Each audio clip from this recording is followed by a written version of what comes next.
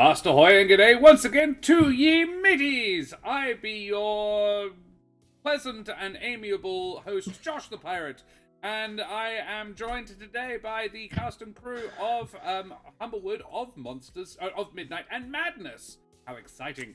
My hearty crew above and around and beyond me, the remarkable Rachel Foucault, the jocund Jack O'Brien, the dangerous Dan Swelto, the ribald Roro, and the keen-eyed Keren Schlink. There you go. Can we Google, or are you going to tell us? Ribald, like funny? For our pleasure, yes. Yeah. Not Doesn't ribbed. Ribald be like making dirty jokes? Ribald. I mean, I'm pretty sure you said ribbled, and that's why it's very. I was thinking ripple, as in like ripped. I'm like, I don't know. Ribald. Bless. Pretty sure. Yeah, referring to sexual matters in an amusingly coarse or irreverent way. It's been known. Leave me alone. I had to make it up on the fly. Excuses. Correct Interesting. answer. Yeah, I Interesting. think Jack is my favorite. Oh, that's fair. Dribbled. Yeah, the dribbled Roro. Okay, dribble. Yeah, delicious. All right, great. Raunchy. There's one. There you go. Oh, that's very similar. Yeah. At least it's not like we can take it a different way. We can it's not as easy to misconstrue Yeah. to our own selfish purposes. Yeah. Okay. Well, let's talk about these wonderful people, shall we? Rachel, who the absolute heck are you? Hello, my name is Rachel Foucault. I'm a writer, good stuff. actor, creative trash at large. You can find me on social media at Rachel Foucault, because that handle is always free. And you can find the book that I wrote, The Rings of Mars, here on the internet. It's a sci-fi adventure. They're trying to get to Mars. Things happen. Whoa, plots. Things. There's a plot and characters. It's great. The book has a spine and pages. Oh, damn. Like color a lot orange. of pages. It's great. There's a cover. Yeah. Wait, isn't there like an ebook? There is an ebook, which doesn't have a I cover wasn't or going to go pages. there. I wasn't going to go there. We're already a chaotic mess today. Jack, who the Love absolute heck are you? And yes, Hello. I know Bishop Blood. She wrote a book. She did. She did. No, not going there. On Hello, everyone. My name is Jack O'Brien. I'm a professional game master. You can find me at dungeonmasterforhire.com.au to hire me for your various things, be it bucks parties, birthday parties, or just campaigns online or in person. For my other shenanigans, you can find me on all the socials and Twitch at Jack Squarepeg. And for my other creative endeavors, you can find me on my website, jackobryanonline.com. It's good to see you. How are you? It's been a second. I've missed you. I've missed this. I hope you're all doing well. Everybody, I'm so happy to see everyone. Hello. Dan, meet Space Boy. Oh, Who the heck that's are me. you? Hello, I am Dan in the meat space, Deerb in the cyberspace. Apparently, I'm dangerous because my dabs are actual registered weapons. Aside from that, Josh doesn't have a J adjective for today, so I guess he's jovial. Oh, we were on the same page. We said jovial at the same time, motherfucker. Let's go. We're in sync. I am jovial. hell yeah. That is fair. True and Yeah, noted. Yep. that's right. Yeah. And I Ro, hope you like. you raunchy person. Tell us about yourself. I'm Raunchy Roro. You are now. I'm changing that shit. That's... How do you raunchily row? Clearly you've never tried. Oh my. Raunchy Ro. Oh my. I am an educator and theatre maker in Perth, Western Australia. You can find. Whoa, that. I'm rowing, What Jack was actually. doing? Oh, you're rowing. Actually. We were Twiddling your literally nipples. rowing. What were you doing? You can Oh, find you me- are one tonight. Yep.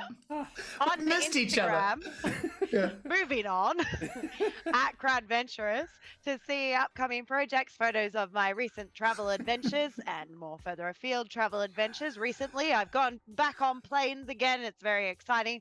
And photos of my dog, Charlie, who has the big ears. Mhm. Yeah, and I'm going to be on the stage in Melville next month, if anyone is in Perth. Oh, thank you very much. And Karen, who the absolute heck are you?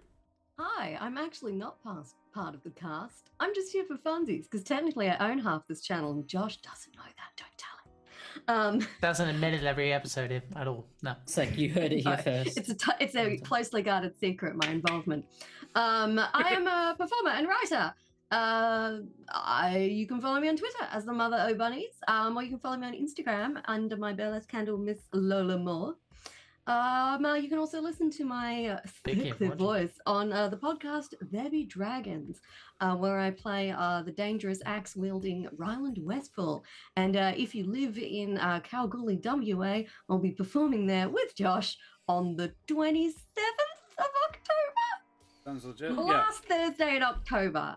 We're hosting Up Late with Yusuf and Layla, which is a poetry slam, and we will be there doing sexy poetry. Just heads up, that won't be a Humblewood night. Dan, you get that one off.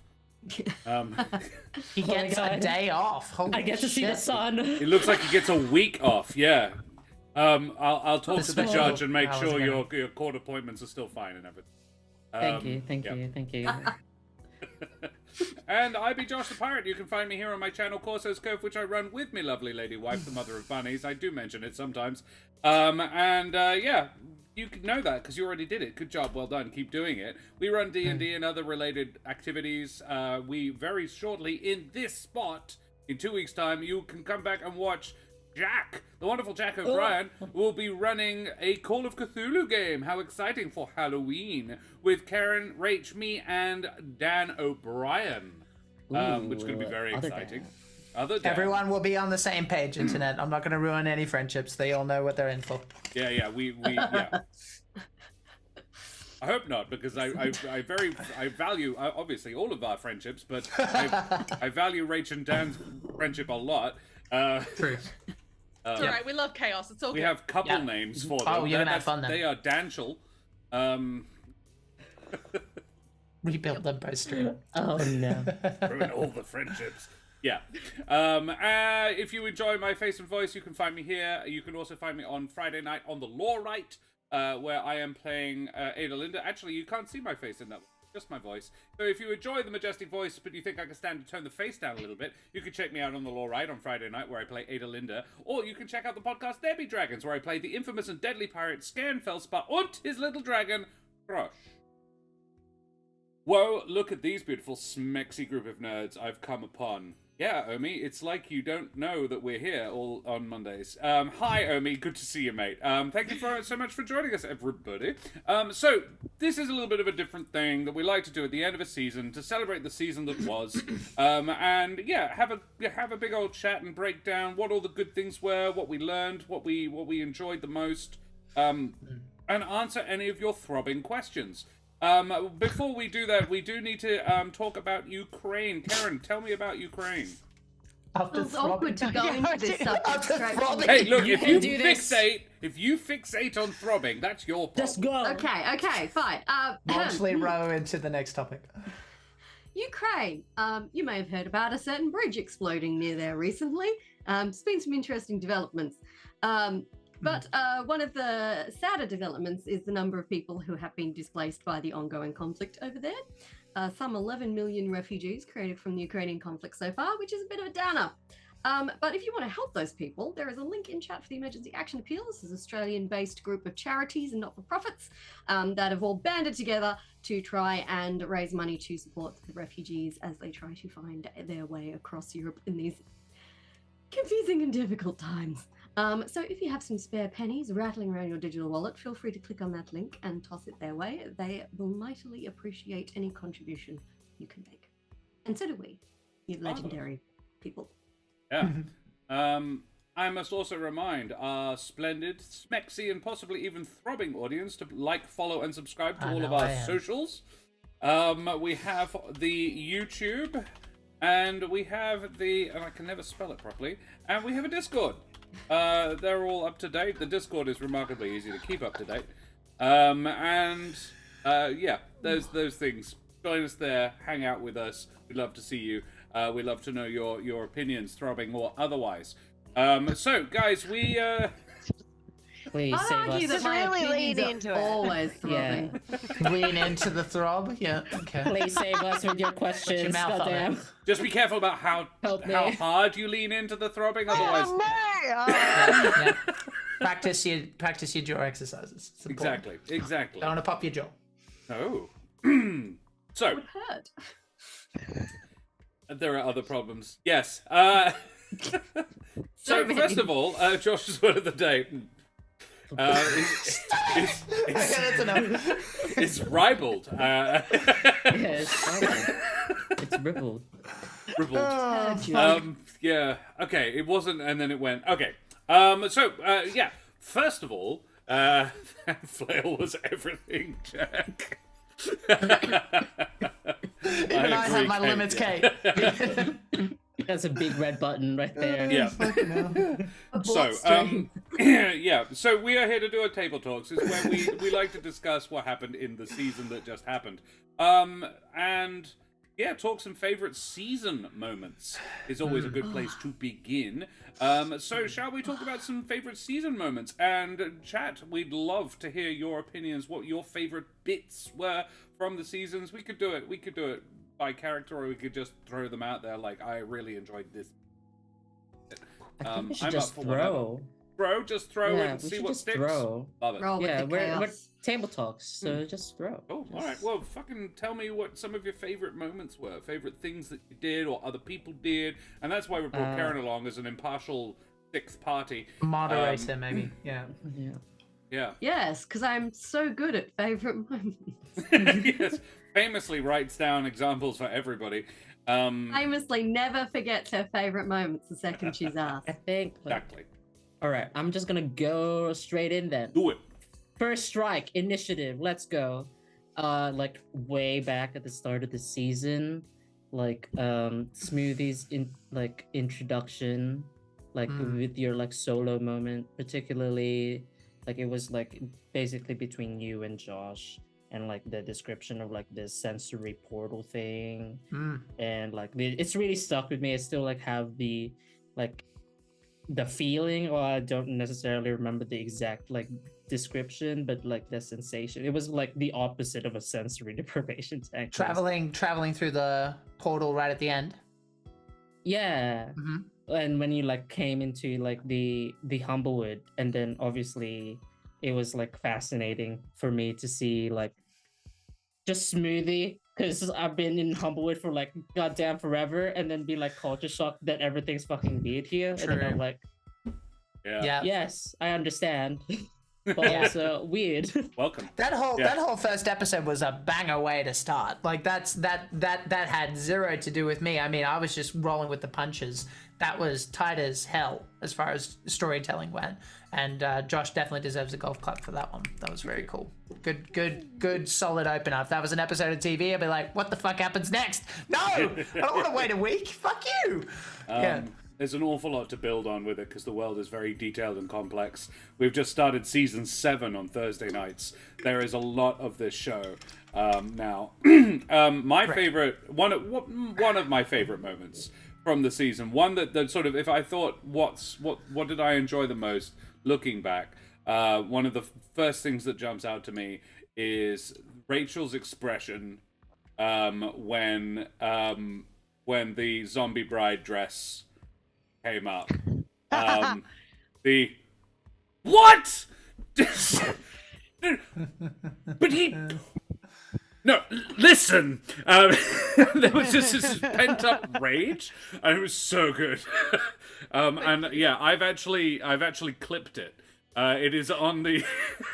it's on the channel in the the saved bits, because I adored it. It was I really enjoyed that. Hey Ardana, good to see you, my dear. We've got some favorite moments in chat. I did enjoy Smoothie pulling a Carmen Sandiego in the Abbey and getting Selenox's One True Love back. That was cute. That was very, very cute. yeah. Lord. Solo mission, yeah. Yeah. And you dealt with that situation very well as well, because you're like, oh, he's there. Yeah, the sneaking in, the stealthing was all very good. Bishop Blood says Trish's emotional stonewalling with the scarecrows totally wasn't afraid. Totally, yeah. Also very good. She's so brave. Always. Exactly, yeah. Fear is something that happens to other people. But just in case, if I was going to go scream in impotent fear, I would do it over there, says Anna, which was A+. Just like... Speaking of strong intros, not technically the intro, but the first battle we had in the Abbey, and Selenox comes in just guns blazing, fucking rams the thing. Such a good intro in that battle. It was great. Yes. Yeah. Really just summed up her vibe very succinctly. And then Rose spent a good portion of the season elaborating on how she's actually not just that. Yeah. Because that was really cool, because it was like, boom, this is who I am. Also feminine, though. Also I have am emotions. a lady, and I will kill you if you doubt it. And also I can drink Respect. heavily, and Yevgeny is a very sexy raptor. Yeah. Hey, he's my one-eyed friend. Yeah. Ribald, Um, you heard it here first. One-eyed friend. I have two. No. I have lots, but I'm gonna one thing that We'll space it out. this made me laugh so much, and it's still just like thinking about it really makes me laugh. Was Helvig and the chickens. Helvig's just like complete brain explosion over the chickens was just so good. Holding it up, like, Yes. And then think like carrying it on. From memory, he Where, was like- trying to communicate with it, right? Am And I then, making like, that yeah, up? Yeah, and then It was like Robin at Williams dinner- in Jumanji, but with a chicken. Just Yeah, kind of, Yes. what are you? And then like carrying it on to like the dinner where it was like, oh God, what are we eating? And then like 2 episodes later, it was like, wait, smoothie? Is smoothie a food? Like it just like I loved it. But another one that I like, and this is not like a specific moment, but I think I really enjoyed the fact that coming into this this was obviously my first season on live stream, but every single one of you is such a fantastic performer, and I've loved the like. I think for each of us, we've had like this is personally for me, we've had one-on-one scenes which have just been wicked. Like I can think of one for like all of the characters now, and it's just been an absolute pleasure doing that.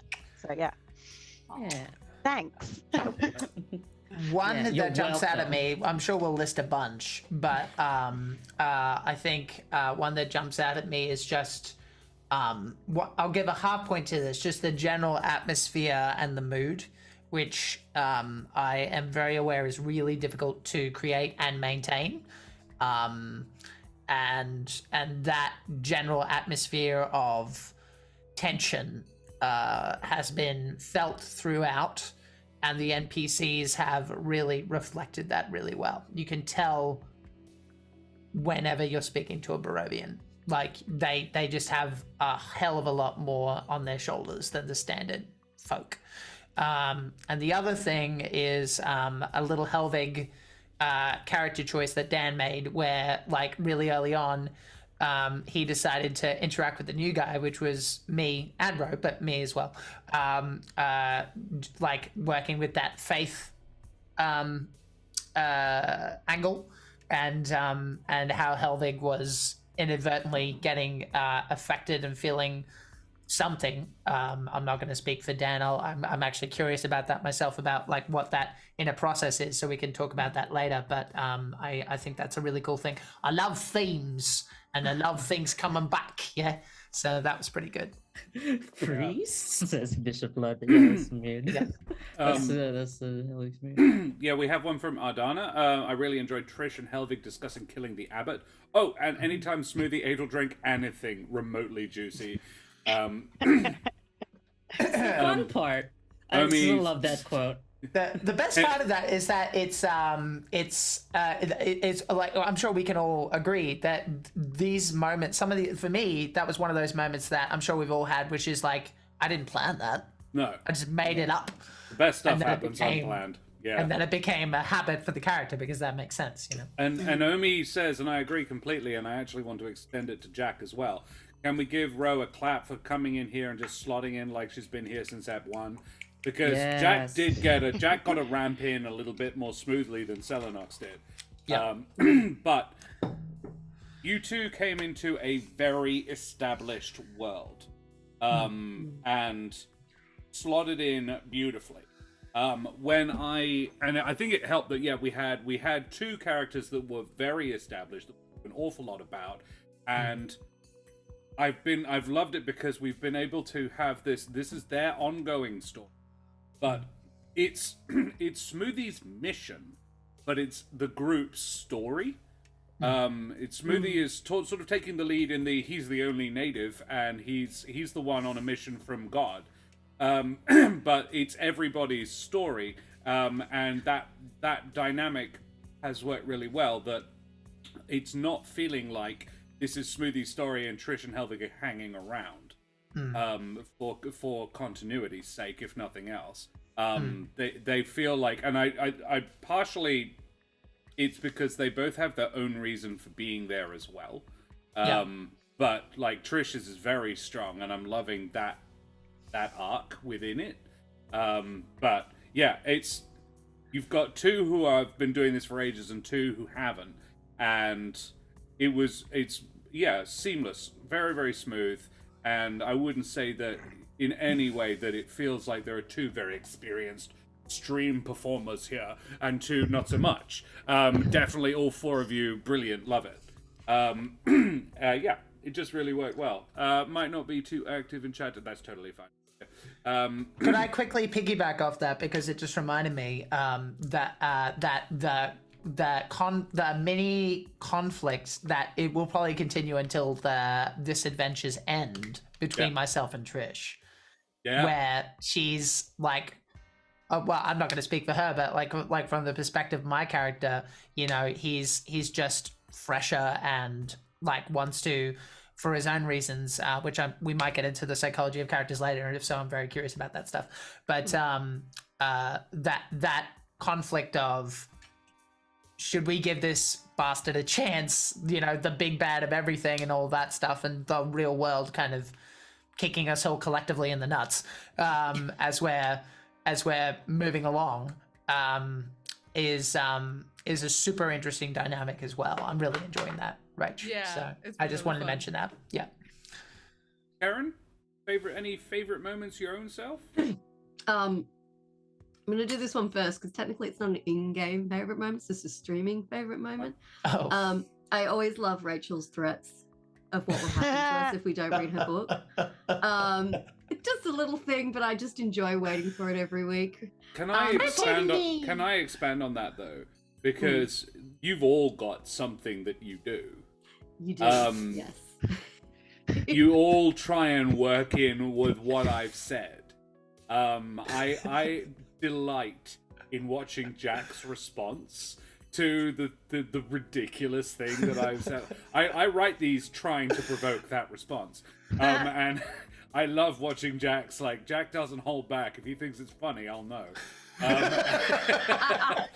And Dan always tries to make what I've said about him work with his normal sort of his stock intro, and Ro started leaning in on that as well. Like when I was calling her really extra, I think, or something along those lines. You started making up things about your dog having the largest ears, and you all do it, and I love that it's there is a format to it, and you all know what the format is, and now you're building your own format around mine. I love that. Sorry, Karen, carry on. No, that's all right. In terms of in-game, I've loved the little journey with the curse. And Trish dealing with the curse and being like, oh, I'm gonna kill someone soon or I'm gonna die. Or being like, wait, does that count? Does that count? Have I just ticked off my little curse killing box? Yeah. Like, I know it's not a nice thing to have happened to Trish, but I've derived a lot of amusement from her just kind of occasional existential panics over whether she's appropriately committed murder recently. It's been fun. Yeah. It's very authory of you to say that though, Karen. All the authors I know, and maybe Rachel can agree with this, like they kind of enjoy putting their characters through horrible shit. They're like, I love watching you suffer. It's when you find the most interesting responses. Absolutely. And for that reason, one of my other favorite moments was Smoothie losing his shit with Henrik the Coffin Maker. I thought it was one of the coolest, most in-character moments where Jack has put a lot of thought into where Smoothie's at and was acting it extremely true to who Smoothie is. And I have given the character shit for it, but I would never give Jack shit for it. Because, it was totally in character. It made total sense. I really enjoyed that moment. I really enjoyed seeing the femininity in Selenox coming out. Seeing the, not touchy-feely exactly, but seeing you find the balance and seeing her finding that balance. I've also loved Helvig's dynamic. Internal and external, sort of finding who he is now, what he is now. There's a sort of very subtle journey of discovery that we're seeing in Helvig now. Because it's an interesting thing, like, he was a character that you played and then kind of put down. You played him for like 14, 15 episodes, and then you put him down for like a year. And an awful lot happened, and I have so much respect for Dan being able to shut off what he knows with what Helvig knows. Because Bennick is significantly more up to date on a lot of the events in the Wood, but Helvig doesn't know that. That's really difficult to do, and make it work sensibly in the world. Ludonarrative sadism. Good word. I think we've established with Jude, Trish, and now Selenox murder is feminine. Means, but for the dumber people, could you please explain it for them? What you guys were saying? Because I absolutely understand. Be torturing your characters. There you go. Yeah. There you go, dum-dums. There you are. You're welcome. I knew what that meant. Hey, chaotic goblin.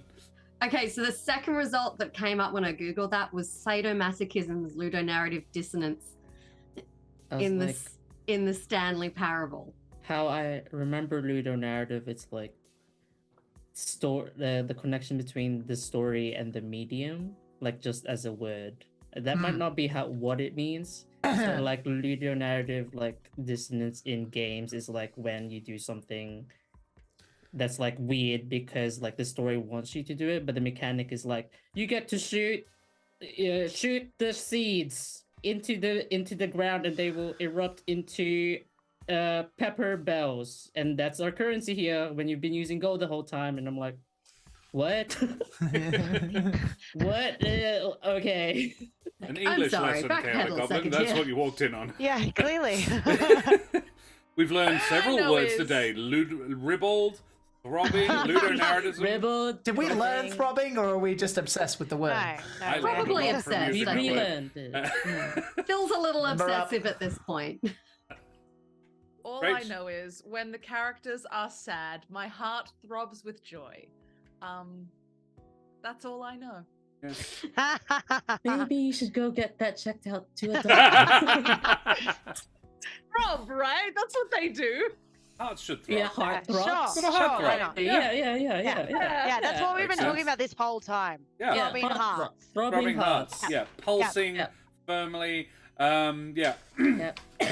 Lively hearts. Veiny. Yeah. Yeah, full of blood. Hearts. I actually managed to read your note this time. If it throbs for more than 4 hours. Yes. Um, If it stops throbbing after 4 hours, you should go and see your doctor. Or you'll probably be dead, so... Oh no, I can't do that one now because that's too much of a link. Oh. No, I was gonna Now say. Now Why you have to stop? throw a decoy oh, out Jesus. there. Now you have to throw a decoy out there. You gotta do it. No, oh god, Say now I've made it something There's too awkward. much build up here, bro. You can't back up now. Hey, chat. Also, I was feel gonna, free no, to... it's not a throbbing joke. Okay. It's not a trouble. Oh, good. Segue away. It's fine. Get us I was away gonna from say it. another favorite moment, and then I threw Please a do. link, and then I can't unsee it, and now I've said it, and now everyone's gonna see it. I really enjoyed Strad. That Strad scene at the end of the bed. I was like, very first episode that I come back into the season, and the first fucking thing that happens. Second Yeah. thing. Yeah. First, there was a guy who came in with 2 heads, and then Strad appears at the bottom of the bed, and Yeah. I thought that was great. I was like, wow, all right, all guns blazing. I feel like it was smart to do Strahd so early on and then just not have him at all because he just felt like he could pop up at any time. Yeah. It really made everything tense. Yeah. Mm. Yeah. I was Right. so tense because I was like, you guys were all like planning to come and rescue me, and then Strahd shows up, and I was like, oh my god, everyone's gonna die like first episode. Like, we can't find Strahd. We're not trying Strahd. Oh. There was like a lot of yeah. Internally, I was like, fuck, he's bored. Like, Yeah. Dude, you need a hobby. Yeah. I mean, he summoned her to Barovia for maybe maybe to either replace him or like potential marriage. Like, that's It's not boredom. He's interested. He's into I was her. gonna say I am interesting. Thank you. Or Celonox Yeah. is interesting. That's it. No, yeah, but totally. Gotta say, I also really enjoyed like Selenox's interactions with everyone while tied to the bed early on. That whole sequence is just so much fun. It felt like a weird sequence to think that it was a lot of fun, but it was. It's like, so you can untie me? yeah, like anyone? Anybody? oh. 5 shiny gold dollars to whoever unties me from this goddamn bed. All right. Next question. Favorite self moment from each of you for the season? Oh. Ooh, easy. Right at the end, talking to fucking that Father Lucian guy, whatever the fuck his name is. Sure. That guy. Yes. Hate Love his that. guts. Yeah. No, I loved it because it was I guess how the scene ended up playing out. It was very like cinematic. Like I pinpoint the moment where it's like, oh, he's walking away, and then like just in my heart was like, oh, I'll probably like sneak in a little thing that I don't think he would hear, but he's a Keren. I wanted to be childish, but he heard me. Yeah. And he was super chill about the nasty thing I said. And just sort of like, Damn it. be nice. Please. Yeah. Yeah, dead set. I agree. I like Jack likes themes. I like playing against type. I like juxtaposition. I like putting lightness where everything is muddy and horrible. I like putting and juxtapose. So like, this is it. I took a story about cute little furry woodland creatures. I made it seriously fucking dark. And I love doing that sort of thing. I'm just like, this is not something people would normally associate with these cute little furry critters. And Helvig. Well, he's not furry. He's metal. cute. He's cute metal. Yeah. Problem being immortal. Yeah, dead set. Favorite self, I liked how I watched the show. Dead set, Bishop. I liked how you watched the show too. But Dan, Strahd does have a hobby. It's Palinar displacing people and dragging them to Barovia and watching them squirm. He's a sadist and a voyeur. In the first session of Candlekeep Mysteries campaign, there was an attempt to explain masochism to a very naive life cleric. Wow. Need to catch that VOD, alright. Alright. What's the point of being alive if you don't experience the pain? I don't know what that was. No, why was it French? Next character. That's an NPC. I'm letting it So down. good. Well, like I haven't seen Hellraiser, but from what I know about it, Yeah, I just I'm felt a like- bit of a Hellraiser fan. Yeah, Yeah, isn't Okay. that the whole thing that they're Yeah, like really into yeah. pain? Yeah, that's Right. kind of the whole because like the whole point of it is that after a while they're very aware that they shouldn't be fucking with the box, but they keep doing it, and it's because like pleasure and pain are right on the edge of each other. Sure. It's the a idea. physical, like non-sexual box, Josh. I saw the look on your face. It is an actual. No, book. I'm Actually, sorry. yeah, it's a I was puzzle reading box. It's a Bishop puzzle Blood's box. comment. like, I stabs you. It's didn't cool. make the joke in my head that a box. That, is but also there a is vagina. for those interested, there is a new reboot of that. So that is a good way to start. And Josh, it's a British story. If that helps. I was Written by laughing Clive at Barker. Bishop Blood's vampires, famously from France. And also Yeah. Ardana's, what? You like contrast and going against type? I would never have guessed. Looks meaningfully at Adalinda. I play a Yep. mummy. Cute. Ada is the mother of a golden baby dragon, but she's also a barbarian sorcerer cross, and it plays real good. I bet. Oh, It does. It's 4-in-1 sorcerer barbarian. But the first level was in barbarian, so she's very good at barbarian, even though she's mostly sorcerer. And it's a sorcerer with a lot of tank, essentially. Works very well. I'm very happy with. Also Dragonborn. My favorite stealth moment for the season would be going what I was saying about that was where I was leading with my juxtaposition comment. I really enjoy all of the times I got to put in something that just changed the tone or went against what was sort of expected in that situation. Particular examples being the abbot, and the abbot coming down and saving you guys from the torrent of things, and me subtly getting to point out that it was actually you guys that freed them. That was really fun for me. I was just like, this is one of those few instances in this sort of game. I don't get to do it very often, where I get to the actions you make have consequences that you might not be able to foresee. And I don't get to do it super often in this sort of show because I'm playing with very experienced players, and there is an element of the audience being there, so the narrative has to be very clear and quite concise. But I still like getting to do that. That was super cool. And yeah, just flying in the face of expectations. Father Lucian being another. I really like playing a character who has every reason to be an asshole and chooses not. Favorite Josh moments this season was the resurrection. Hell yeah. Yeah. Best use of semantic description I've listened to in a long time. Thanks, Omi. It was cool. Yeah. I will add to that whole Abbott thing is that it was a really interesting time in Smoothie's development as a character as well, and it was a win, but a weird win, because he turned out to like on one hand, Smoothie's faith in people, he did the right thing, great. On the other hand, still nuts. Still does messed up things, but it's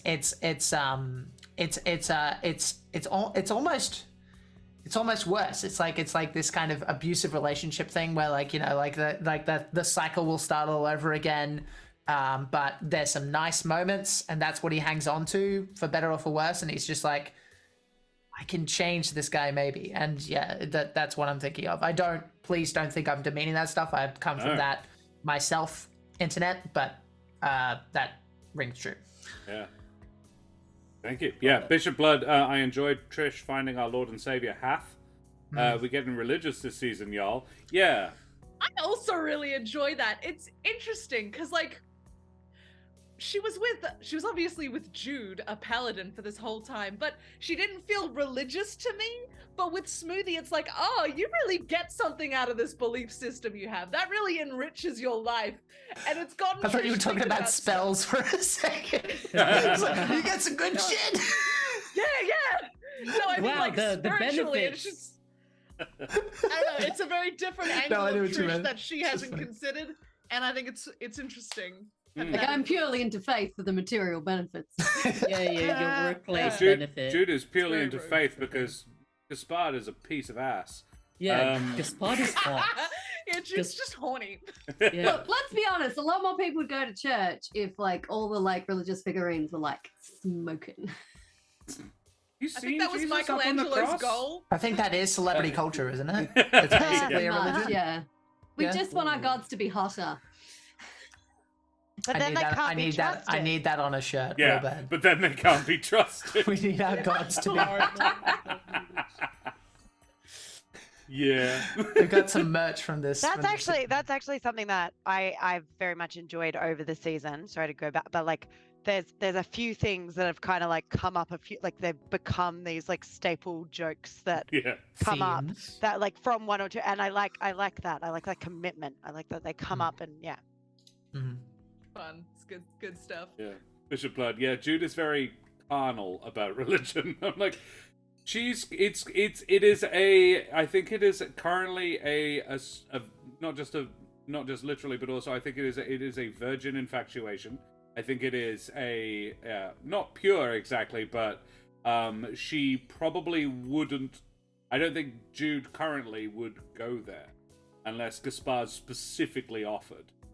But Gaspard wouldn't, I can say, as the person who plays Gaspard, because he is very much of like Jude. The age difference is huge, but it would also be a massive abuse of power from his perspective. It's like That's functionally anyone could accuse him of grooming. You've been my paladin for so long, maybe the next step, and you just like don't know, Oh, gross, no. yuck, icky, no. Yep. Correct. It's Yep. mostly Yeah, memes. positive. Yeah. That really puts all the times, like in various religions where God has, impregnated someone on the earthly plane in a really gosh. different light. I mean, what was it? I only learned recently. Mary was also the child of a virgin birth. Yes. Who knew this? Like, what the fuck? No. Yeah. So God I is was raised Roman technically Catholic, but no, I did not know that. God is Did I? technically Wait. yeah. Mary's mother is Saint Anne, who is literally the saint I used when I got confirmed in the Catholic Church way back when I was like 12. And I didn't know that technically she's meant to be a virgin, like she was virginally impregnated with Mary, who then Yeah. virginally gave birth to Jesus. Because you got to have 2 layers of virginness. Yeah. That Apparently. if I was editing this story, I'd be like, this like it loses its effect, bro. You gotta pick one. Like, because if it happens twice, then who gives a fuck? It's just standard, isn't it? Yeah, then it's not special anymore. It's just a pattern. The Abuse The is what that cynic is. in me is like, someone was translating it at some point and gone, hang on, we can't Right. respect them if they've had sex. We're just gonna make Right. them a virgin. Yeah. That's- Okay. That's the way I'm reading it. No, Lizelle I'm into informs us Mary being the result of a virgin birth is only the Catholic tradition. It's not in the Bible. There you go. Yeah. Okay. Yeah. There Yeah. you go. Because there's a whole begot list before that, isn't there? Oh Yeah. yeah. There's a whole chapter of the Bible. It's just like so and so had so and so with so and so. Yeah. Just like Yeah. pages. I think that's Anyway, where I put it down. But a I little think- into the weeds here at this point. yeah. And I brought it up. It's my fault. But yeah. Any other favorite selves that we haven't already, the peeps we haven't already mentioned? Can I do a favorite self moment from the prologue? Yeah, I'm gonna call it absolutely. that, like Yeah. episode prologue. Eb-Zero? Yeah. So I don't know how obvious it was, but I was very, very nervous that episode. And at the beginning, I was a little bit of an anxious mess. And then we had tea. And it was really hilarious because we had tea And you were a in the bitch about it. episode. And I was a bitch about it because someone made me pour the tea. That's right. And I was not okay with that. But also, it was just like a really calming moment. Yeah. Because we were A, having tea, and B, we had a nice little character interaction. And I was like, okay, this is okay. Yeah.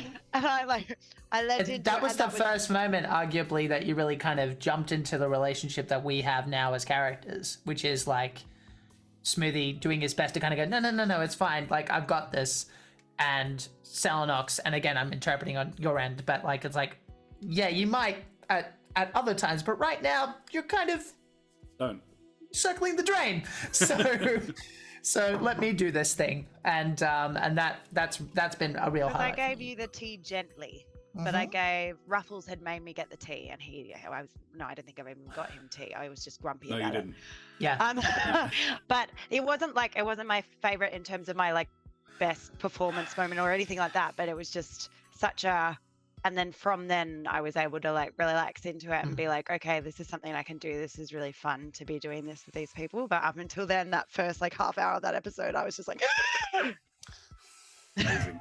Omi agrees. Omi says, I love how Rome made us truly care about Selenox right out of the gate. Yeah. And then there was him. Scar Incarnate. Yes. Scar, yes. I love this crew, but like I miss those guys. I hope we get to like see them come back. They were neat as fuck. Particularly Ruffle. I really, really want that payoff. I want that payoff so bad. I haven't been mentioning it because I don't want, like, I know that play is busy a lot of the time to my understanding. But it is in the back of my head, and I'm just like, if that happened, if we had that conflict, that'd be so He's just a cool. regular on another channel. It's the main issue. Yeah, exactly. Definitely. And I would like to have him come back as well, because him was really Yeah. fun. I Everyone have was already great. thought about how I can put Nevermore into Monsters of Magic. Because Mitch was always Nevermore will be back. Nevermore is doing his own thing that Mitch and I know what's going on. And so there is an ongoing through line behind the scenes, which is what Nevermore's doing. So the intention was always that Nevermore would come back every now and again to further his own ends, but also help out sometimes. And so he'll crop up every now and again, which is going to be fun for me. Humblewoods of Gods and Glory. Ooh, I like that. Ooh, this makes me think of Hollow Knight. I'm here for it. Self moment for me. I genuinely don't know. There was so many, and I think that's mostly just because I've really enjoyed my time in this world and interacting with everybody here. There are so many lovely moments, so many moments where I felt like my character really got to express himself and all of that stuff. But I think I will talk impact, like the thing that like lives in my head rent free, because otherwise I'll go for 15 years about all the great moments.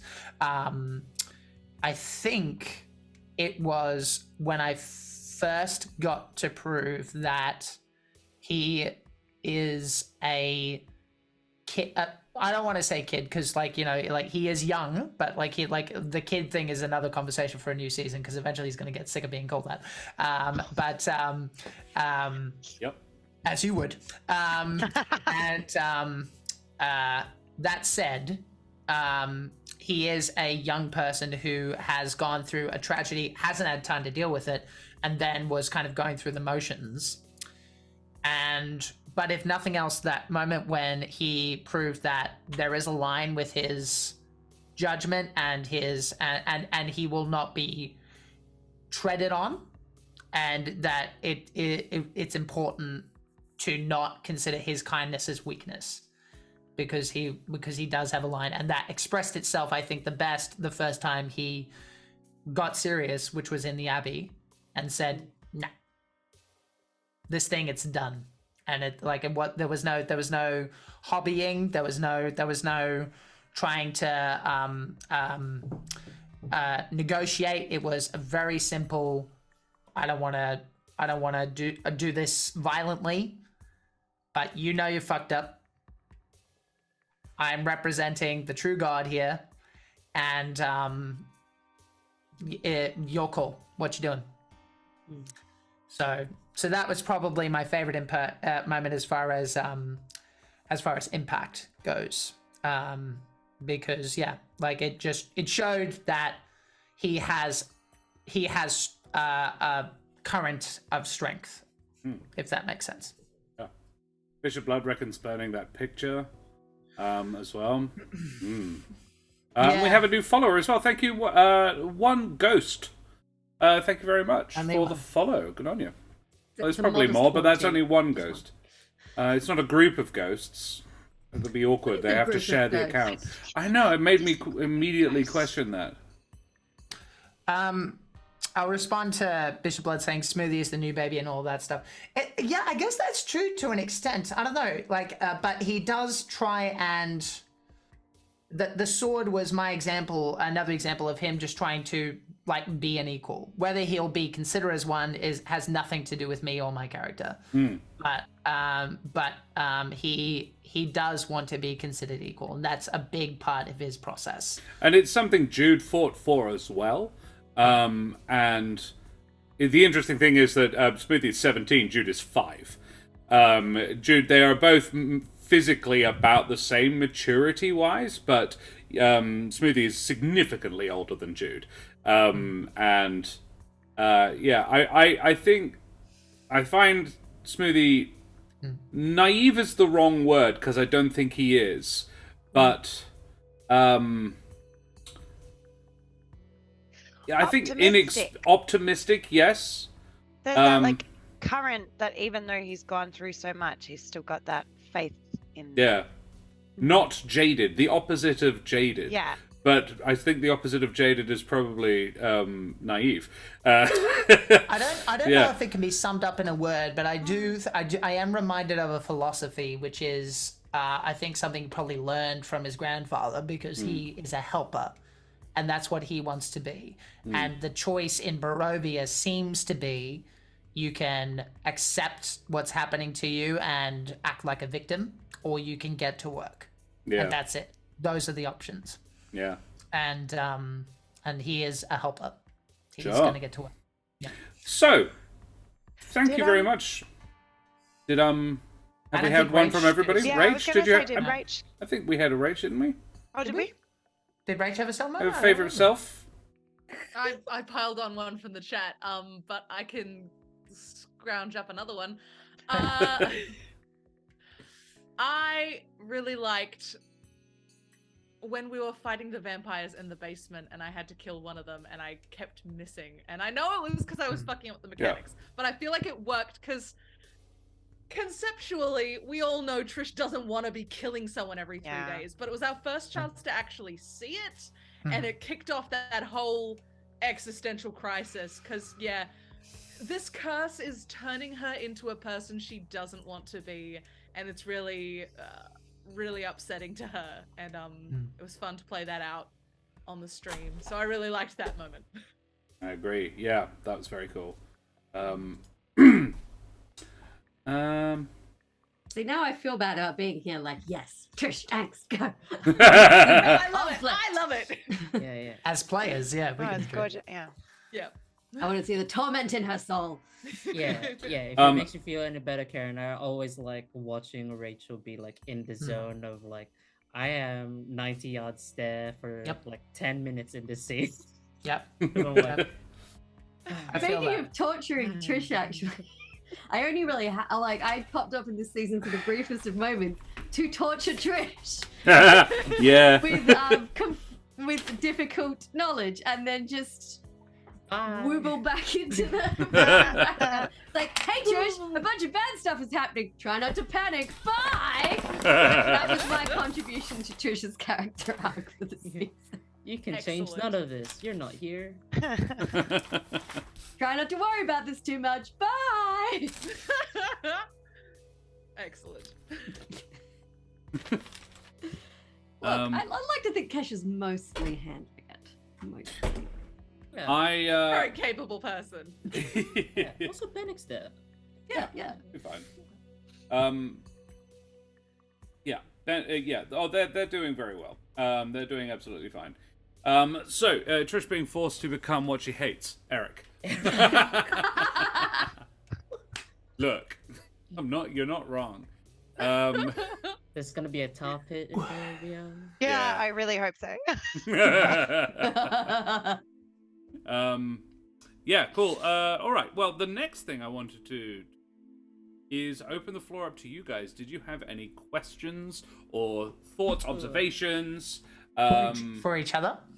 Yeah, questions for each other. Why did you do that? Where are you coming from? Where's your character at? That sort of thing. I have one. I want to open with it. Dan, how the fuck is Helvig doing? Because he keeps avoiding the fucking subject, bro. And that seems to be the point. That's a big question.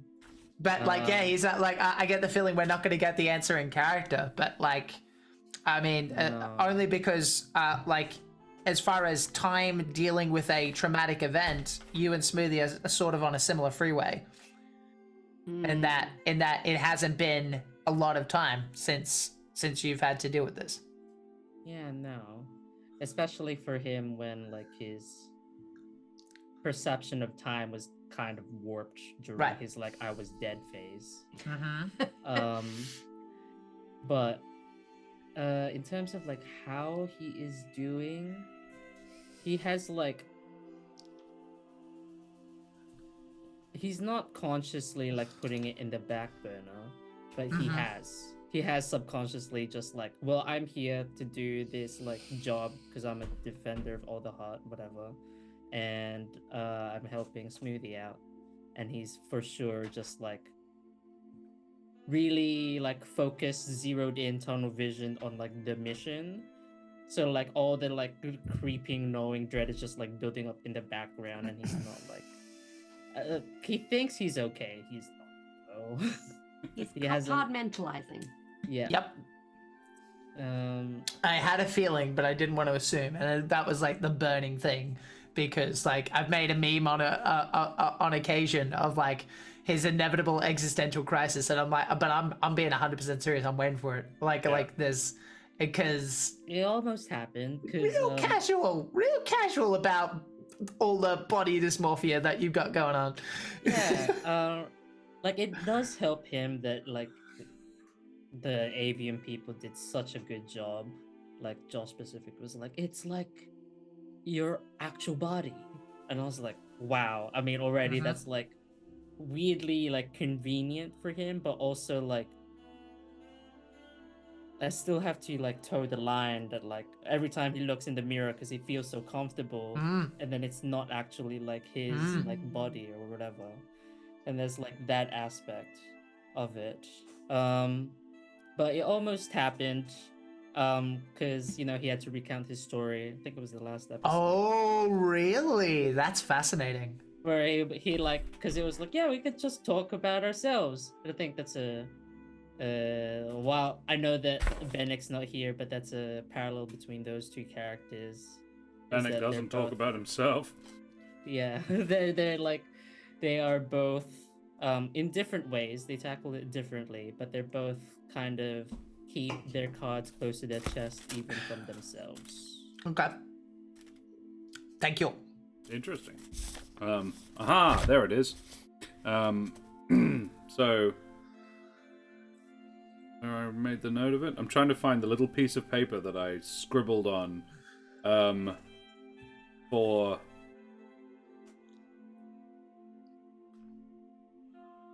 Also, I guess, am I allowed to be hey, chat, ask us questions too? Yeah, chat, you're absolutely welcome to. Robot must be a nice change from the metaphysical pillow fort. Yeah.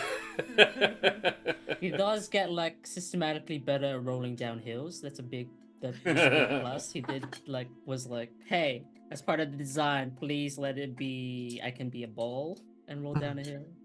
I have also enjoyed Helvig's kind of moments where he leans into his new intimidating look, where he'll just I'm just gonna walk up behind this person and look sternly at them, holy shit, it's like a robot freaking literally the Terminator machine.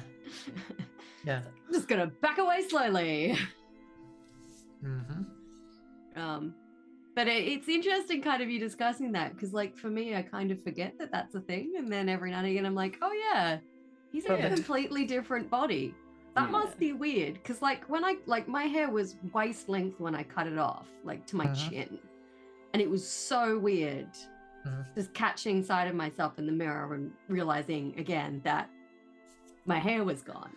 And this is a whole body. Your whole body is different. It's, I've had the great honor of working with some role play workshops with veterans, some of whom are amputees, oh wow. and that stuff is kind of why I am particularly interested, because ghost pains are a thing, and they feel like their leg is there and they're itchy and stuff, and it's just not there. So Yeah. stump. Yeah. You know. That's hell.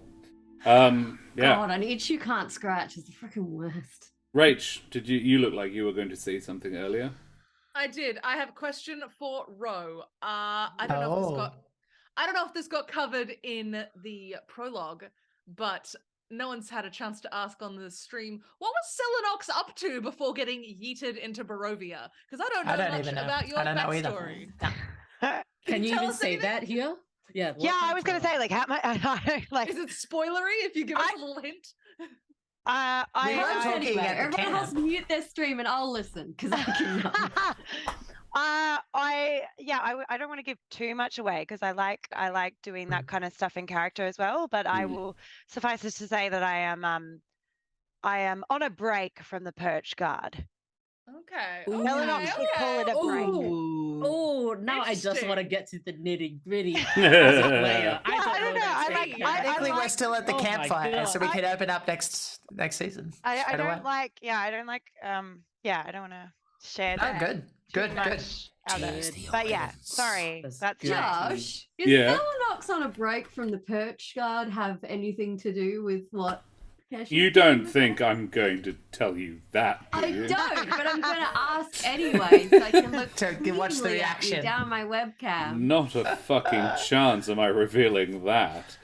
Yeah, The best part is that if Josh hadn't considered that, his brain is now working overdrive, going, "Whoa, that's a good idea." That one I can promise you, my friend, that was definitely considered. I do love it when you see the look on Josh's face and we toss something out there, and I'm just like, well, if that wasn't a thing, It is now. Yeah, Happened that's last me, week. DMing, Brendan just made a like, really yep. good suggestion. I'm like, fuck, that's much cooler than what I had. That's it. Yep. you did it. Good job. There is a secret door. Guessed it. Yeah, there's a crazy wall. Eric with his crazy wall and the red wool. And yeah, I was just like, wow, that crazy wall is very accurate now. Speaking of being at the campfire, Yep. I would like to do a short scene with you guys.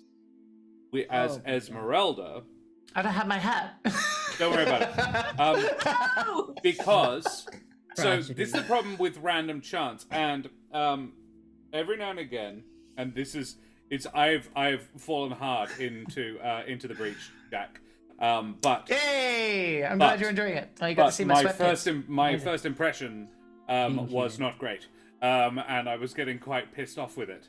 That is a natural reaction.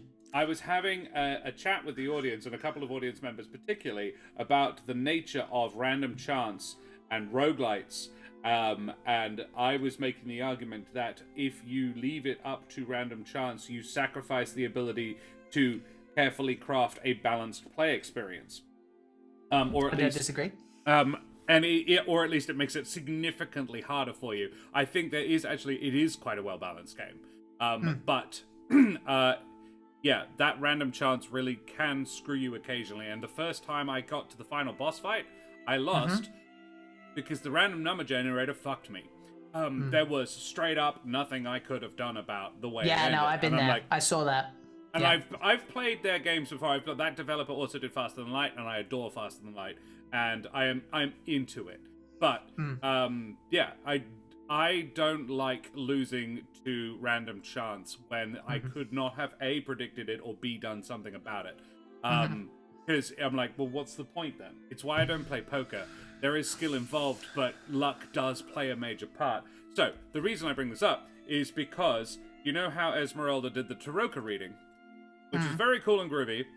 Problem is, the Taroka reading dictates a whole bunch of stuff about where things are in the world that you are looking for. And the draw you got, 3 of the 5 are in the same fucking place. Right. Oh wow, how convenient. And that's Yeah, I was gonna convenient, say, but like, But I also get the it's gonna feeling ma- this might be a retcon we are coming. gonna I want to retcon it because or at least I want to retcon some of it because it just wind up being not a particularly interesting story. Yeah. So I'm going to, in a moment I will do that. I'm just going to set the deck up so I can do the draw again. I'm going to keep some of it, but I will change the cards for others. I'm Okay. not going. I will randomly draw them again, just to get. It is. To Can say- someone can Karen take notes? Because I'm in a different pace. No, I was joking. Karen, you don't actually have to. But I'm not gonna. Someone else can do it. Oh boy. All right. Where's my thing? I've got mine in front of me. I put mine By in the opening my Discord notes, I last just time. realized I never finished my notes from my last game, so I should probably do that. Yeah, we had. I'll just tear Yeah, it. did anybody have any questions? Any other Oh. questions? Jack was talking at the beginning about sort of the sort of the psychological. Yeah, well, I just think that stuff's interesting. I don't have anything specific per se. Let me see if I can come up with a question on the top of my head.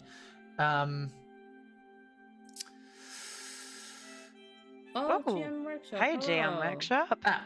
We're having a raid. GM Workshop, There you thank you so much for the raid. Saved by the Potatoes raid. in chat. We're having a Midnight a Madness little bit table of time. talks. GM Workshop, thank you so much for joining us. Zodlander, welcome. Excellent name, Zodlander. Enjoy that. Well done. Yes, this is Corso's Cove. We run D&D much like the GM Workshop.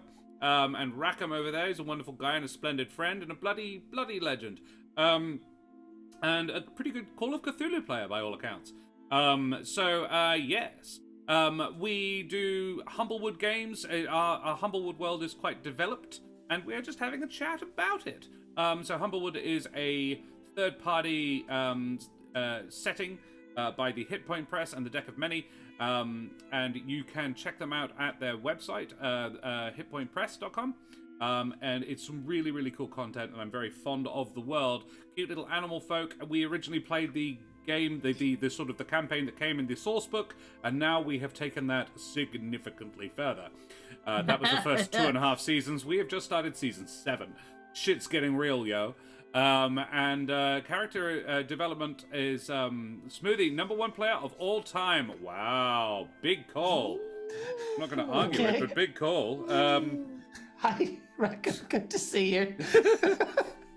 Yeah, wow. We're still live. They might just boot me. It's like, There Yeah, are so call- many call the spinning shots. things in chat right It's now. a potato. Yeah. Potatoes. Yeah. This makes me feel like I have to cook potatoes for dinner after this. I do. I suppose I do have a question. Let's get yeah. deep, gang. Let's do it. Deep. This is a question for Ro, I guess. As far as Selenox's motivation, I'm buffering as I talk, so stand by. That's like when- me in life. yeah. Most adult life. Yeah, it's figure it out as we go. When Selenox started, I guess it's a two-part question. What was her motivation, I suppose, when she decided to take up on this? Was it as obvious as it seemed, or was there stuff kind of under the hood? And second question, related to that, does she regret her choice? Because I remember her distinctly saying that in a kind of sullen way that that Helvig and Trish were optimistic about talking about ever going home. Can I, There you go. before I Any answer, questions? can I ask you what the obvious thing that you're referring to is for why she joined?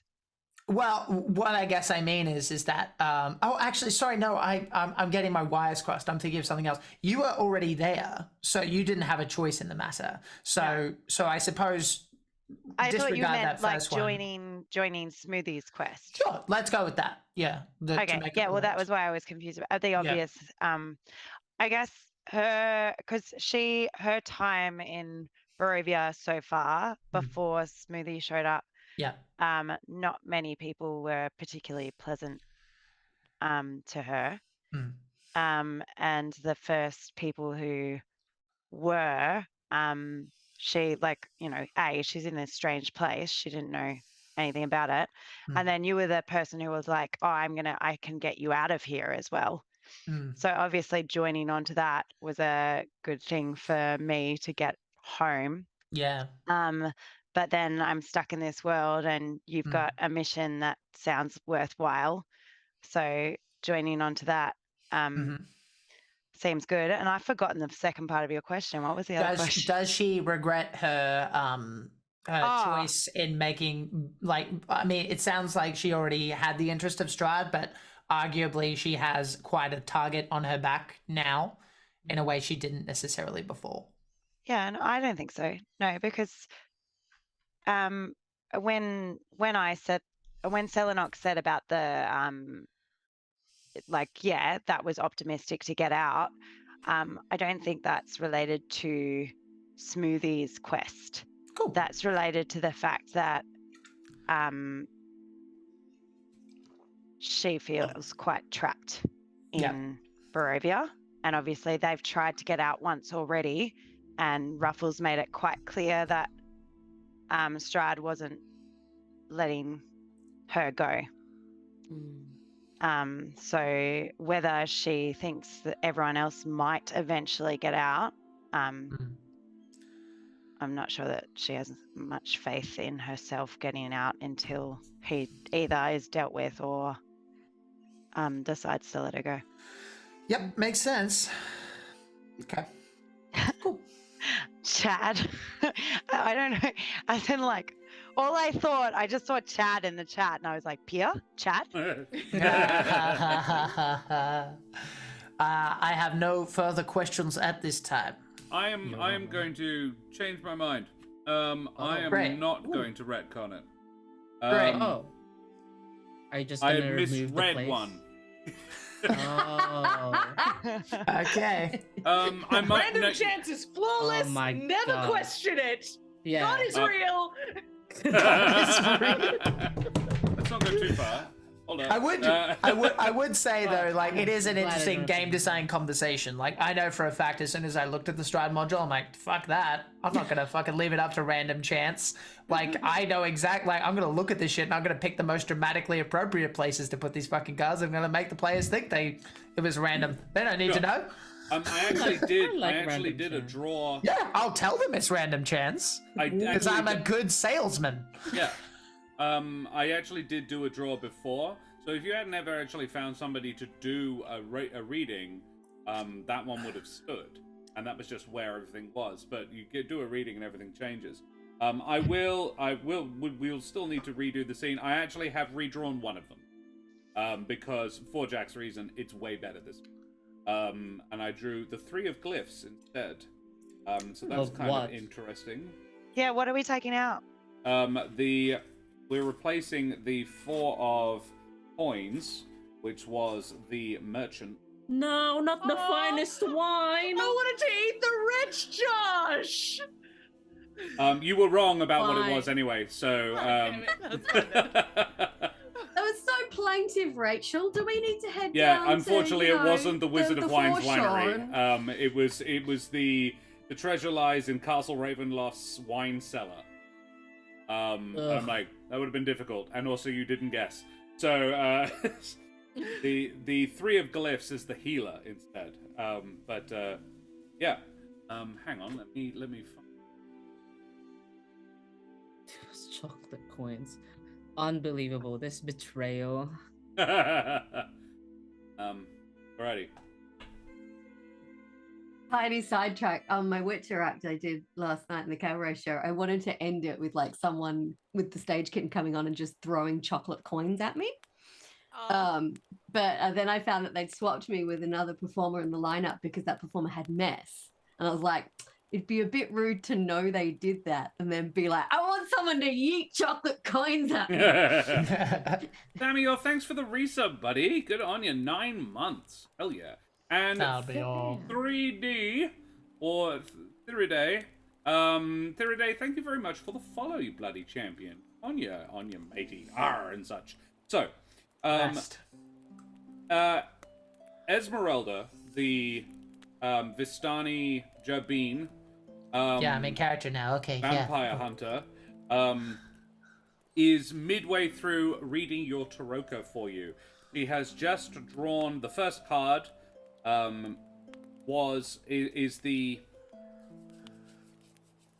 This card. It was the way to find the Tome of Strahd, and it was the Four of Swords. The Four of Swords was a way to find Strahd's enemy. The Four of Swords, rather. Was the mercenary. And the piece on it says, "The thing you seek lies with the dead, under mountains of gold coins." Specifically gold coins as well. Then she draws the second card. The three, and she sees it and says, the Three of Glyphs. A healer. You must look to the west. Find a pool blessed by the light of the white sun.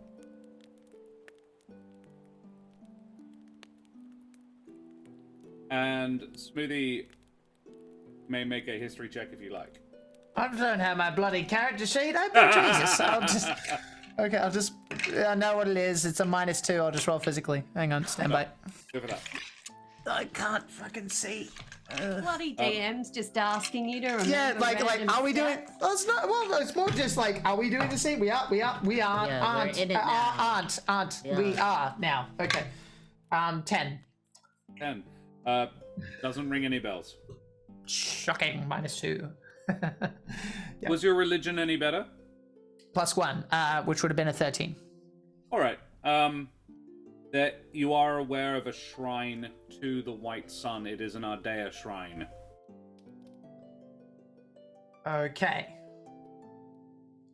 Shrine to the Ardea shrine. Yep. Okay. Yeah. Cool. The third card she draws is the Seven of Glyphs, the Charlatan. I see a lonely mill on a precipice. Treasure lies hill. within a mill, not a hill. No one Yeah. would misread that. I had a dream where you said it was a hill. Yeah. Then this card, Strahd's enemy, one who can assist you in your quest. Oh yeah, the cool guy. The Horseman, a man of death, named Aragal, will forsake his dark lord and serve your cause. Beware, though, he has a rotten soul. The final card,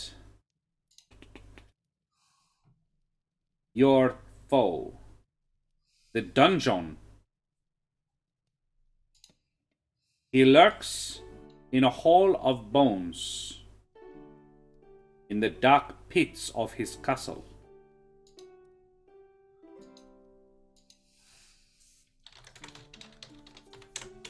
And then she sort of slowly snaps out of it and looks down at the cards in front of her and says, "Oh, interesting. I hope that was some help."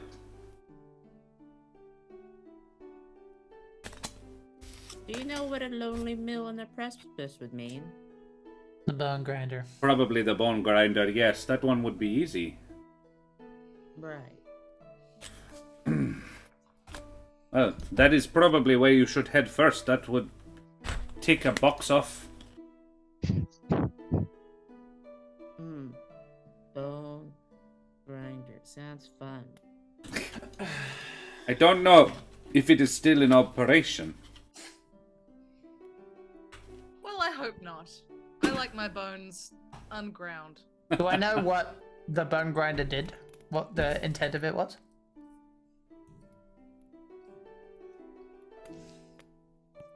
I don't know.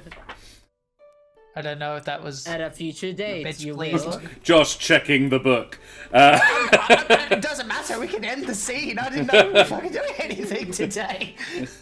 No, Josh. Yeah, I just hadn't gotten to check the book on that. What's this? Yeah, my bad.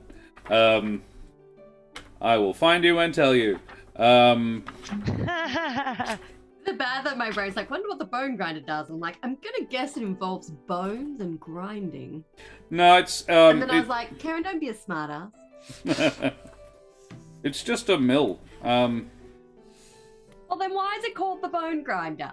Because everything needs a metal name. Yeah, everything. Yeah, the guy Yeah, who runs it really wanted to be in a death metal group, Yeah. but he had to be a miller instead. Yeah, that was gonna be his concept album, but it never took off. yeah, exactly that. There you go, old bone grinder. They're just grinding the bones for fertilizer, you know. Oh, Easy. yeah. Super cash. You Not do that bad. in I Minecraft. hate that smell. That is like one of the only smells in the world where I'm like, We wouldn't want anything to go to waste. Like, you know, fertilizer. a lot of chickens died for that. don't say that in front of Hell Don't Kill. What a chick- Check it. All right. Are you on mute? Interesting. No. Oh, I'm It is just an old mill. Oh, Okay. sorry. Call the bone grinder. Yep. Delightful. As far as tourism you know, department. yeah, literally everything just has to have a metal name. Yeah. There's gonna be a freaking torture chamber in the basement, isn't there? What? What? It's like you've heard about this place. No, but now I want to read the book so I can be all like, aha! I'll tell you as soon as it's over. I feel like All the right. miller's name was just Stephen Bone, and it's just really unfortunate. Yeah. Yeah, Yeah. He's actually a really nice guy. yeah, it's a lovely man. Really lovely man. Like Assume your surname that. being Blood, and then you become a Yeah. doctor. Yeah. Yeah, that's definitely what's happening in this world. Yeah. Who was it? Was it Captain Blood? No, it was Captain Blood. And Yeah. our joke was the only other profession. The only other job he could have had. Well, because he was a doctor. He was. So there's a. I don't know if he's a real pirate, but there was a movie about Captain Blood, and the pirates of Captain Blood, and he started out as a doctor, and he got shanghaied and wound up in fucking the West Indies, and working on a slave plantation, and he freed the slaves and led them into piracy, and he went from being Dr. Blood to being Captain Blood. I'm like, the only other profession where you can have a surname Blood and have it be meaningfully appropriate. Alrighty. Any other questions, thoughts, things people would like to I say? had like Bone meal a- is really good as a crop fertilizer. Yeah, could be. Could be that. I had like a random question that is definitely unrelated to the campaign. Sure. I was just like, because we were talking about game design earlier, Mm. I was like, what, like, if we weren't playing any of these characters and you could literally build like anything, like ignore D&D 5e classes, like throw that shit out the window, whatever, it's gone now. That Oh. you could like make from the ground up and it'll work, and like the game would bend to your will. Like, what would it be? Like for me, just like to throw it as an example, so people don't like just stop in their tracks from like Analysis choice paralysis. paralysis. Yeah. Yeah. Is like Final Fantasy Blue Mage, like the power fantasy of like being able to like get like skills from like monsters, because I feel like there's always been like a clear cut like this is us and they're the monsters and whatever, but like Right. what if you like are a person that can use like monstery skills? Do you just blur the line? And I think that's like Cool. Very awesome. cool. I just want to check, Bishop Blood. You were the person who you booked the Keren's NPC, didn't you? You bought one for Keren, I believe. Yes. Yeah, Keren. Yes. So Keren is obliged to create an NPC for this show. Oh, What? neat. I love it. That she may well play. So Okay. I'm here yeah. for That's I'm what's ready to happening kill her. there. Gilgamesh powers from the Fate series. Didn't realize I was getting on your nerves so much, Dan. What do you mean, Keren? Keren. To answer your question, I suppose, Dan, my answer is somewhat boring because it really depends on the campaign. I think Smoothie is the perfect fit for this particular campaign, and if it were a different campaign, it would depend on context. But I will say, I would love, as far as game design goes, I'd love a actual Witcher-like class that kind of does that shit and isn't Bloodhunter, because I can tell you, I've done it. I've done that exact subclass, that exact thing. It sucks. It's not fun. It is agonizingly drip feed as far as their abilities go. Really don't recommend it. Go fighter and get your extra attacks and have a good time. Don't go Bloodhunter, gang. And that would be really fun. Actually being able to like go full into which is one of my favorite series of all time. So it makes sense that I would give that answer. But being able to have that, and also the atmosphere, like if everyone's kind of like got this kind of dark fantasy, similar to Ghost of Strahd, actually, I think a Witcher class would work quite well here. Oh yeah. I would Yeah, that would basically be my say it's answer. a ranger is the trick.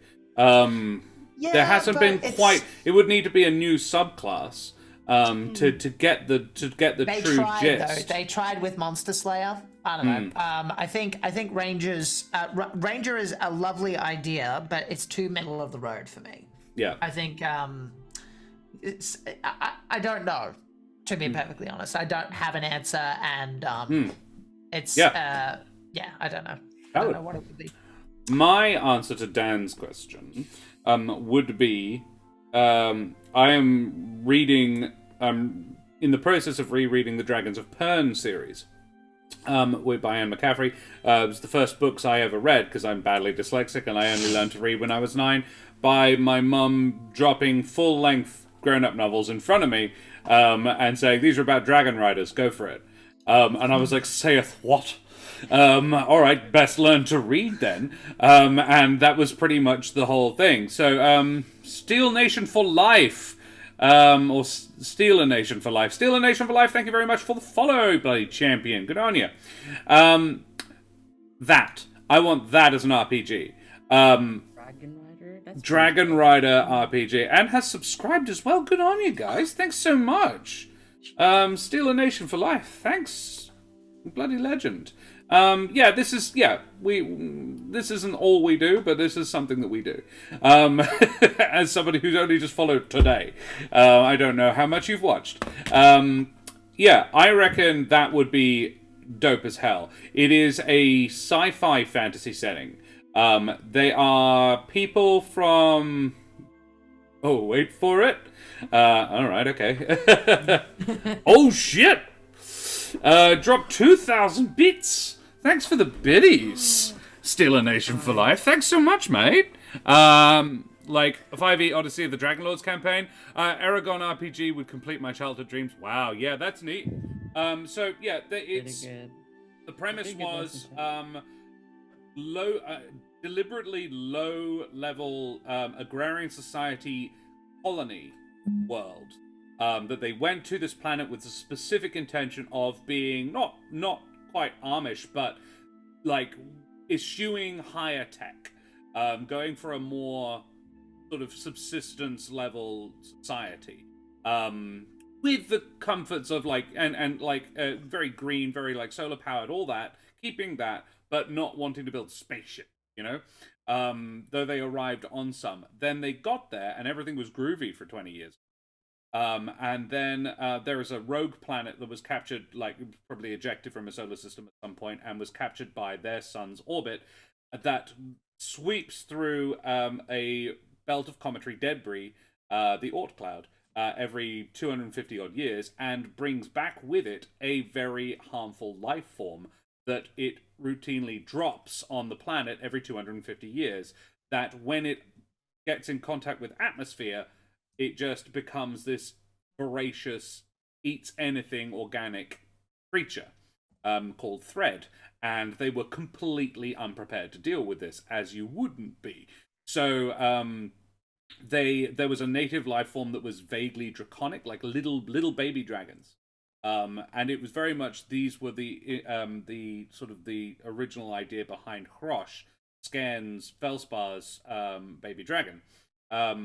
Was I really liked the dragonettes from that, but they're only about the length of the size of a pseudo dragon, and they were so they had a geneticist there to help them breed their cattle to work with the native grasses and so forth. And she was like, right, and genetically engineered these little dragons into full-size riding dragons, with which to fly and burn down this thread before it touched the ground and ate literally everything. People, grass, whatever. That was the premise, but the first books are set 2,000 years later, when they have forgotten that they are a technic society, that all of their technology is lost because of the predations of this thread, and just basically the what they were forced to become to survive on this planet. And yeah, the first 9 books are them slowly regaining their knowledge of the past. And without wanting to spoil, they eventually uncover an AI that tells them a whole bunch of stuff, and basically manages to figure out how to change the orbit of the planet so that it no longer comes close enough to drop the harmful stuff on them. And I think an RPG set in that world, and you can do it in the post-industrial or the pre-industrial version of the setting. And I was like, D&D would pretty much work. The problem is, you'd have to have a home building narratives for it would be quite interesting, because dragons are OP as fuck. But yeah, I would love to, without and this is in the setting of what Dan's question was basically anything you want and it just works and you don't have to do the effort of building the fucker. Then yeah, I would love an RPG based work that was built for that setting, because I think that setting is just so cool. I adore it. And the Dragons of Pern by Anne McCaffrey. Oh, you should type that in chat. Yes, Dex Strength Con. You can probably pick them up in a good secondhand bookshop. The very first book is Dragon Flight, but also endorse Dragon Song, which is about the teachers of the planet are harpers. They're all musicians, and if you're more into the sci-fi version of it, then Dragon's Dawn, which is the first colonists landing. All good, all very good books, and there is. Unfortunately, the original author is dead, but her son has kept writing them. It's like a Brian Herbert, but he's a very good writer. He's Todd McCaffrey, is a jolly good writer. Anne McCaffrey is a Hugo and Nebula award-winning grandmaster of sci-fi. And the Dragons of Pern are not her only work. The Powers series, the Rowan books, the Acorna, the Unicorn Girl books are super adorable. 24 novels in just that one setting, yes. She's sort of 50, 60 novels total. She plays a lot with psychics and mutants and that sort of thing. In near future, she was writing the late 70s, early 80s, a series about the late 90s, where she predicted that, everybody would drive a flying car and meals would come in pill form. And it's really adorable reading those books in the early noughties, going like, yes, the fantastic, where Manhattan and Jersey have merged to become one super megatropolis of That would 14 never happen. million people. I mean, Oh my god. I mean, yeah, New York's bigger than that, and it hasn't done that yet. Nope. Sci-fi had Yes. such. We're not hanging out with no Jersey. Yeah. They're the smelly ones. The one Common problem with belief. sci-fi is it doesn't age well if you set it near the present day. That's why I always think if you're doing sci-fi, you should come up with your own year system, so you can say whatever year you like. You and Are can you a retcon fan of it. sci-fi, Rach? I'm curious. Dabble. Oh, cute. I would never be able to tell. That's Any why influences, I kept the year favorites? for my book vague. Sensible. Yeah. I did hear a funny story about that, which was that Frank Herbert of Dune knew that would happen, so his space travel is quite vague. Like, all he says is that they use spice to tell the future, but he doesn't describe any technology because I think he knew instinctually that it would become dated even if he was future-proofing as best he could. Yeah. Because not all of us are Gene Roddenberry who can predict fucking tablets and shit. Yeah. I love that I love also that the film that just came out is set in the year 10,191. We've got a while before we catch Actually, up. no, that's post space travel. Yes. So that's as even well. more So it's time. Even more. Yeah. Yeah. We got ages. There was a significant period of human history in the Dune universe where humans were owned by machines. Every human in existence was basically a slave, and there was an uprising. But yeah, the machines ran everything, and it was originally it was taken over by human overlords, and then they built robots to help them run it, and then the robots became so smart that they wound up subjugating the subjugators. Dun, dun, dun, dun, dun. Yeah. That would never happen. Yeah. Perhaps we should talk about our show. Maybe. I don't know. You get me on sci-fi, I It's can like, go for do a you have while. a... Yeah, do- answer Dan's question. Oh, well, okay. Or Ro can ask her own. I Yeah. don't know. Or you have... Yeah. What do If you have? I would love Does to know anyone if else have an answer to Dan. Dan's Yeah. question? I'm done.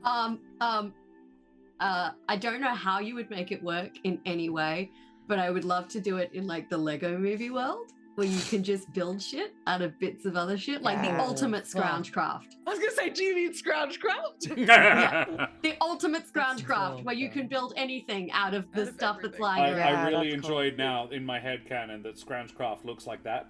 That Trish just Lego gets a movie. pile of shit and she goes, Yeah, build a just dress. back flipping around, sticking stuff on. That Yeah. would be fun as fuck. I would play that system. I want that system. Just like, yeah, you can make shit. Yeah. Master builder, Trish Caper, yeah. Yeah, I'm here for it. I have a dumb answer, but I like it. I want the option to take like a quarter of a level of Bard. It's the equivalent of learning the recorder in primary school, and it's just so that all of my characters can learn Vicious Mockery. That's it. That's all I want. Is Vicious Mockery playing the recorder Yeah, because yeah. it's a heinous instrument? Maybe. I just want my insults to do physical damage. That's all. Ah, I yep. You got me. Ah. But it Next has strength to be con one of those just- shitty plastic recorders. Yeah. One of the real bad ones. You got to commit. Dex Strength Con just purchased the first 3 books in the Pern series.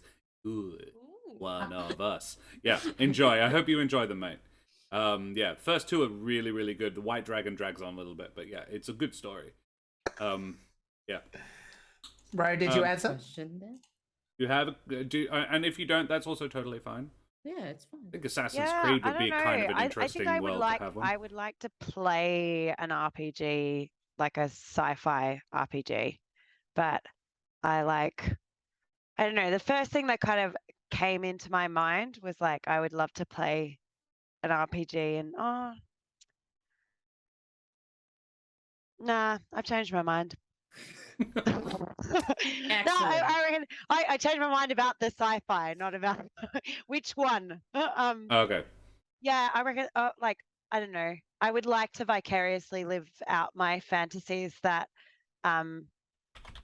one of the Enterprises was coming, and I was just gonna maybe get beamed up one day. Big So I would same. probably like to do that. I mean, Yeah. yes.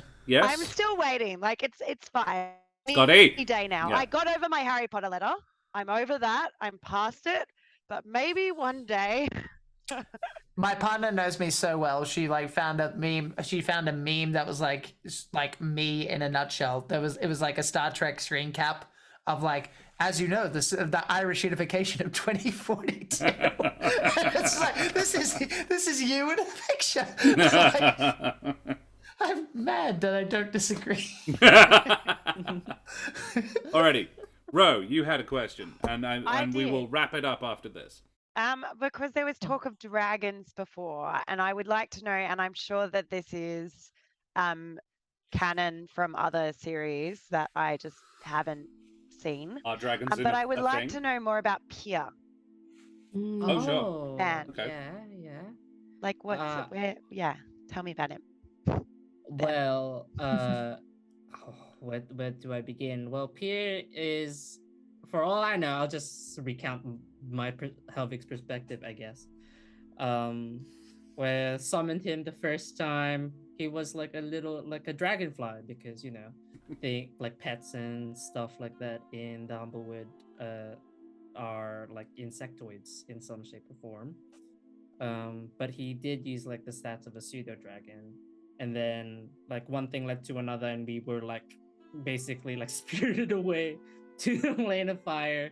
And then there was just like a hill that was like actually a big fuck off dragon, and we were like, what?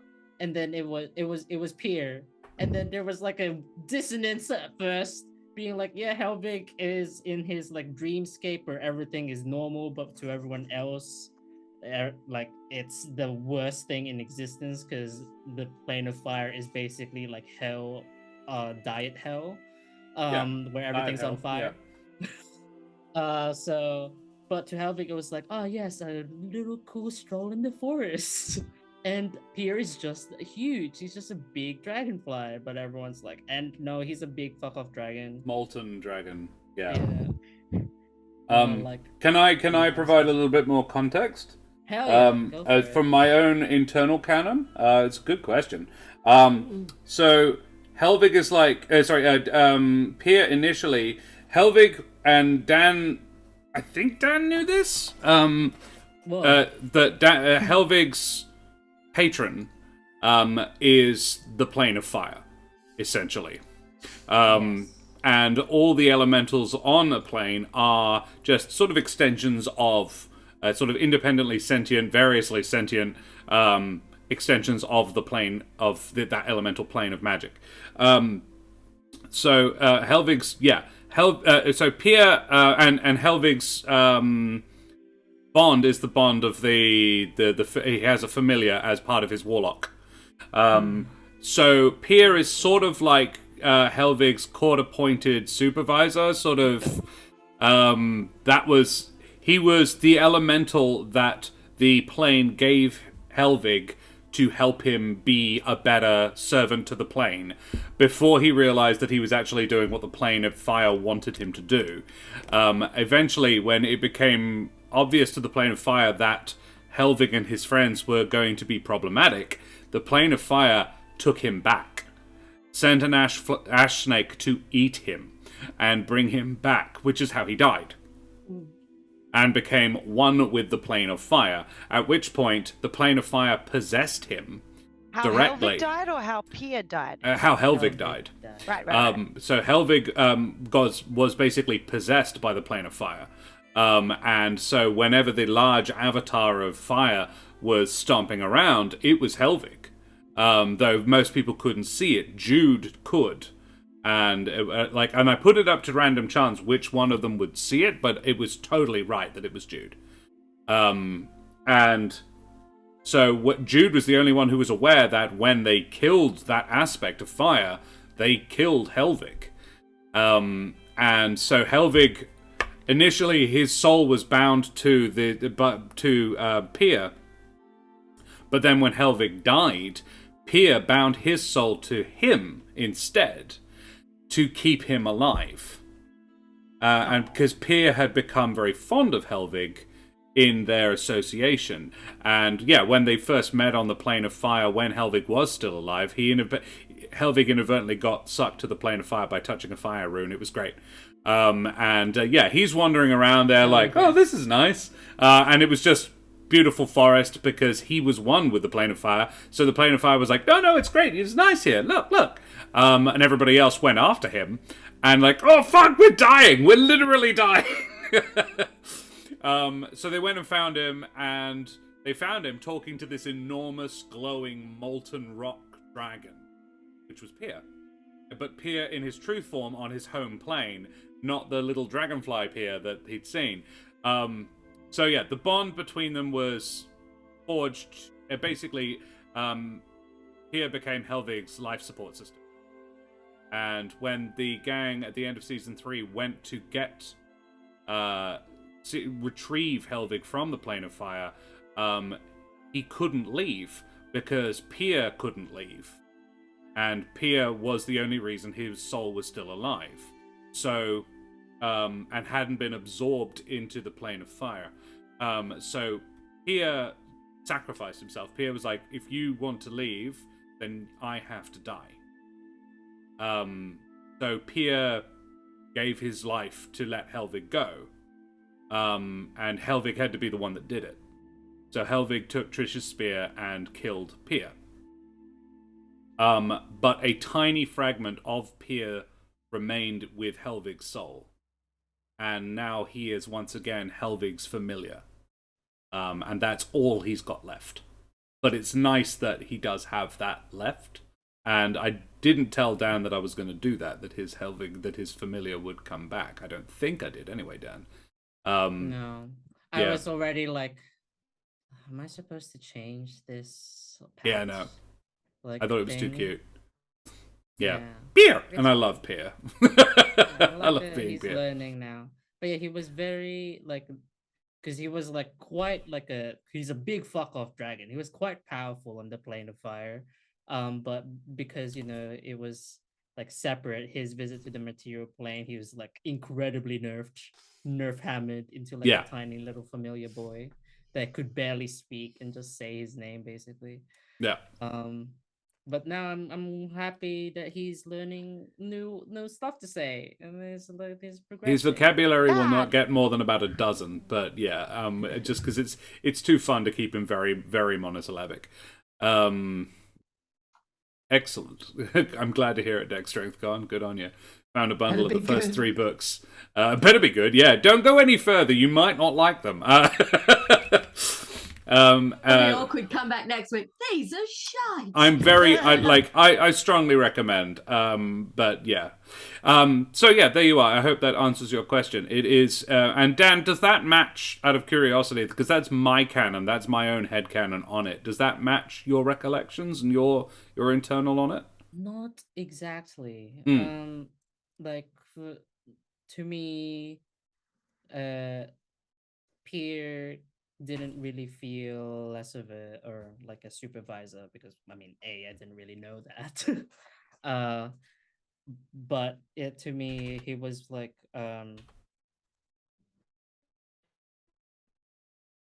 how like Helvig's, it was like the plane of fire filtered through Helvig, and then like out came Pia. So it was like in my head, like Helvig was the progenitor, and not that like Pia came down from like the plane of fire to like supervise him or something. And then without knowing that, like flipped it around, because he like Pia, in my head, let's just disclaimer, big in my brain. Yeah. Big in my brain. When Helvig died, because Pia came from Helvig, he was able to anchor Helvig. Yeah. While he was like quote unquote dead. So he basically like flipped their relationship around, and now it's like flipped back because he had to like get killed. So yeah, not exactly. But yeah, he's and I was being a little facetious. He wasn't his handler. It's not the way I saw it. It was more just sort of okay, you want a little bit more from us? We can give you a little bit more. Here you go. Here's a little bit more. Pierre did not have the power to influence your decisions at all. It was really just yeah, all right, buddy, I'll give you a bit more power. You can cause chaos, because that's what we actually want you to do. And right up until, like, because you got him shortly after. No, you had him when you were doing the stuff at the crest, didn't you? I think you got him at like level 2 or 3. Yes. Yes. Yeah. I did have him then, because I guess this is now a sneaky thing for me. Because every time I describe like characters' magics, whenever I love characters who have magic, because I get to show, or my goal as Dan is to like try and show like their personality a different way, like with how their magic came about. So OG Helvig, I don't think was aware, was like a lot about fireflies, like little tiny wisps, very like flowy motes. It was very hopeful in that. Very like wide-eyed, rose-tinted, but it was a lie. It was all a lie. Um, Yeah. and yeah, Pierre. That's why I thought of Pierre as like, because he was very cute. He was very like lovely, like party mascot all the way. Yeah. If we had like a little plushie of Pierre, totally. Um, It that's what was I thought. considered, but it's a lot. Company of the Unicorn, do not breed with spiders. It's good advice. It's solid. Yeah, it's unhealthy. Welcome, Company of the Unicorn. Thank you for joining us. Thanks for the follow as well. Good on you, matey. Avast and such. Well, guys, that has been wonderful and lovely. And it's very late where Jack is, and he's still recovering from PAX. Poor Helvig, still searching for the one true hero to give the hive heart to. Well, this is the thing, Bishop Blood. Maybe the hero was the Helvig we found along the way. Which was always the thing, and I love that Helvig never considered that. No. God no. Yeah, and yeah, the whole thing was really, yes, I know, but does Helvig? Yeah, exactly. And I still don't think he does. He is this wonderfully humble person. And I'm really excited, and it's a little ways off, but I'm really excited for... Ooh, okay. I want to do one more thing. Actually, one more question. What are you excited for? That's cool. Like, looking forward, is there something that you're into? Because this has helped Josh for planning. I'm excited. How to can get I destroy bloody. it? To get bloody. I don't know if I want to tell you now. No. How can I make it work into the story? This is very much, I'm looking for cues here. Because I'm really excited to see Helvig meet his family again. Fuck. No. Particularly now that he's got this gorgeous little present for his little sister. He's got the headless doll. No, Yeah, dude. There was a amazing. reason why he wrote that letter before we left. My God. Okay. No. It may never happen, but if it does, I'm excited for it. I'm looking forward to that Very because we are learning. Dan is really good at the drip feed in backstory, and we are learning more about the slight, possibly potentially messed up stuff Helvig had back home. Even though I was like, which I do not know about, and I've read his backstory. He's adding more shit. So yeah, that's something I'm excited for. Other people? But I'll just elaborate because that was not a joke. I am excited to get bloody in the sense that specifically exploring like because Helvig is Trisha's main confidant because of the curse thing, but he has taken his relationship to Trisha's curse in a different direction. He's very like supportive in like that. Oh, does this person need to die? We killing that one? That's fine. I'm up for whatever. That one? That guy is suspiciously hot. Like he was like on board. Like, what's the plan? Let's go. Let's do this. Yeah. Trish is the gun and Helvig is trigger happy. Yeah. And like I don't think it hasn't dawned on him the hypocrisy of that attitude and being like, oh yes, I mean, we are the defenders, but We're meant to be the good guys. Yeah. No one ever said that. There's a curse on my friend, and she's really like it's really stressing her out. And apparently, the best thing I can do right now is knife. Help. So I'm We're just excited gonna for bring you that people to be kill. more in life. Yeah, I'm excited for him to realize that. Is what I'm saying. Alrighty. Yeah. Thank you, Dan. Karen, do you have a favorite thing, something that you're excited for, out of curiosity? I want to see more interactions with Strahd, the man himself. I've had a taste, and I want more. I want to get to know this elusive Dark Lord. I want to get into that a bit more as well. Yeah, that is something it's on the list of I want to do that. Helvig's such a good henchman. Trish needs the good help. Yeah. Why the plane of fire was like, that man, give that man a dragon. Yeah, boy. Trish, Rach, Oh, no. Ro, no. You have one. Go for it. Oh, I was just going to bounce off Keren's because I'm excited. I'm like Strahd was probably mine as well. and seeing the kind of interplay, because I think there's, from the different characters involved, everyone has a slightly different agenda and motivation when it comes to Strahd. Mm. And I'm interested to playing with that, Mm. like to see where that kind of goes. So yeah, I'm excited about that. A second after everyone's gone. Ooh, I'm welcome more than one. Rach? I want to see what happens with this statue that I picked up in the forest that's definitely not magical. I want to see if it's going to be helpful or if it's going to bite me in the ass. Excited. Maybe neither, maybe both. I don't know. It's yes. It is. I will drop for free. It is related to something that a person in chat has bought. Oh my god, we can Ooh. blame chat for it. Whatever happens. Yeah. I'm excited. A puppet is a puppet. That reminds me, I've named an NPC. I should actually. Oh work yeah, on you that. should. I Yeah. forgot about that. Yeah, you Yeah. claimed your thing. So many I've locations I want already- to see this party explore. Yeah, absolutely. Oh, so the Claim lore it. rider's excited for a bunch of locations that you want to see them go through. Exploration. Yeah. I can't wait for the reveal of Strahd's very real name, Josh McPirate. Spoilers. Jack. I'm excited for my character's morals to be put to the test. Mm. I'm excited to see if the parent thing goes anywhere, because I genuinely don't care one way or the other. If that's all we hear of them, I think that was a perfectly good scene, and it would make sense within the context of, like, they literally don't give a shit about him enough that he will never see them again, which says enough about them already. But if it does happen, I'll be curious about when that happens.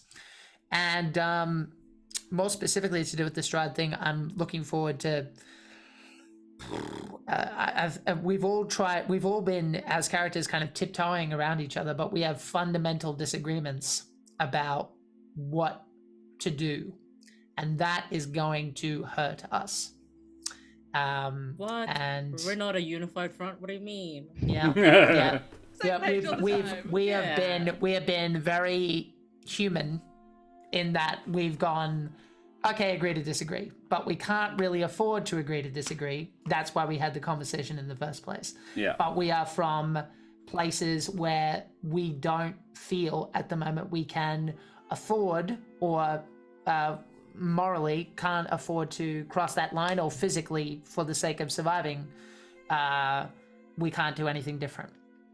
And who blinks first will be very interesting, and if it will happen before one of us dies in the process.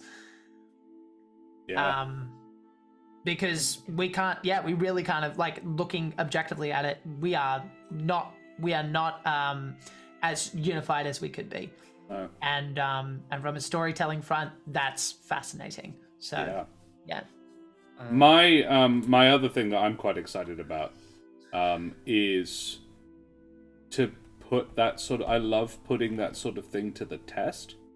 I have an observation that I've made quietly to my own self, and I've made it more than once, about the way that this story has gone, as from the very first season, is more than once the sort of these people are the heroes, and that's the only reason this works. Jude particularly runs afoul of this a lot, that I'm just like, the only reason you're getting away with this shit is that you are the hero of this story. And It means Strap putting a candle to our forehead. not that. That's fun. That's all in fun. But you know, the whole at the end of season 1, their plan was to they were like, okay, no, we're going to. The Alderheart Council sent us with specific instructions to kill the leader of the Bandit Coalition. Instead, we're going to convince them to come to talk to the Council, who want them dead, and convince them to come to a peace agreement instead and end this civil war. That isn't really a civil war, it's a bandit insurrection. The only reason that worked is because you guys are the heroes of this story.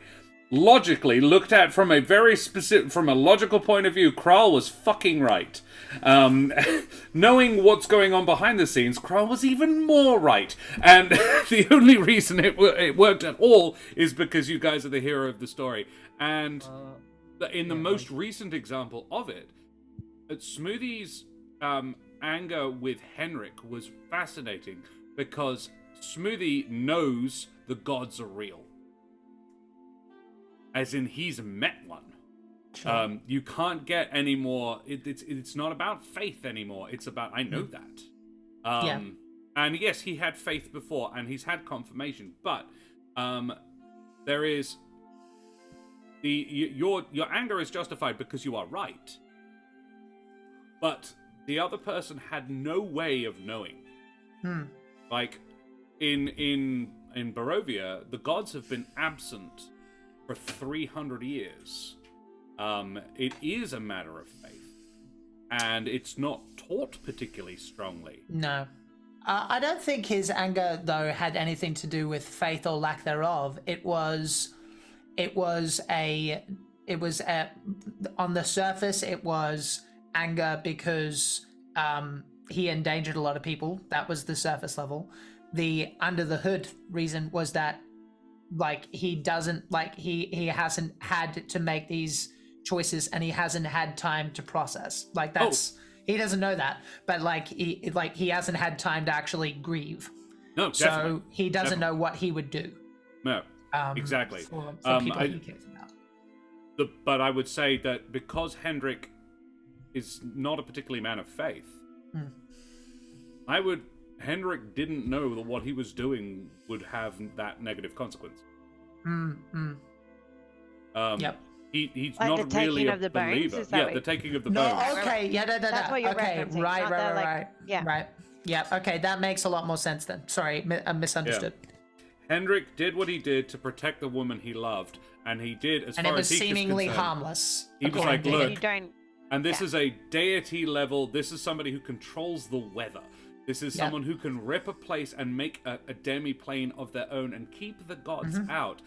Strahd is effectively a god to these people, and he's an evil, malevolent one. And if the evil, malevolent god, or one of the people who works for him, shows up and says, hey, do that thing, and you look at it and you go, well, they could probably get it done some one of the way, and I can't really see how it could go bad, but I can see how it could go badly. If I don't, I'll probably do what they tell me. Is where Hendrik is coming from on that one. You don't know what you don't know. It's as simple as that. But the other trick is, Smoothie wasn't wrong. Which is why Hendrik killed his wife. And it's heavy. And I love I'm excited for more of that.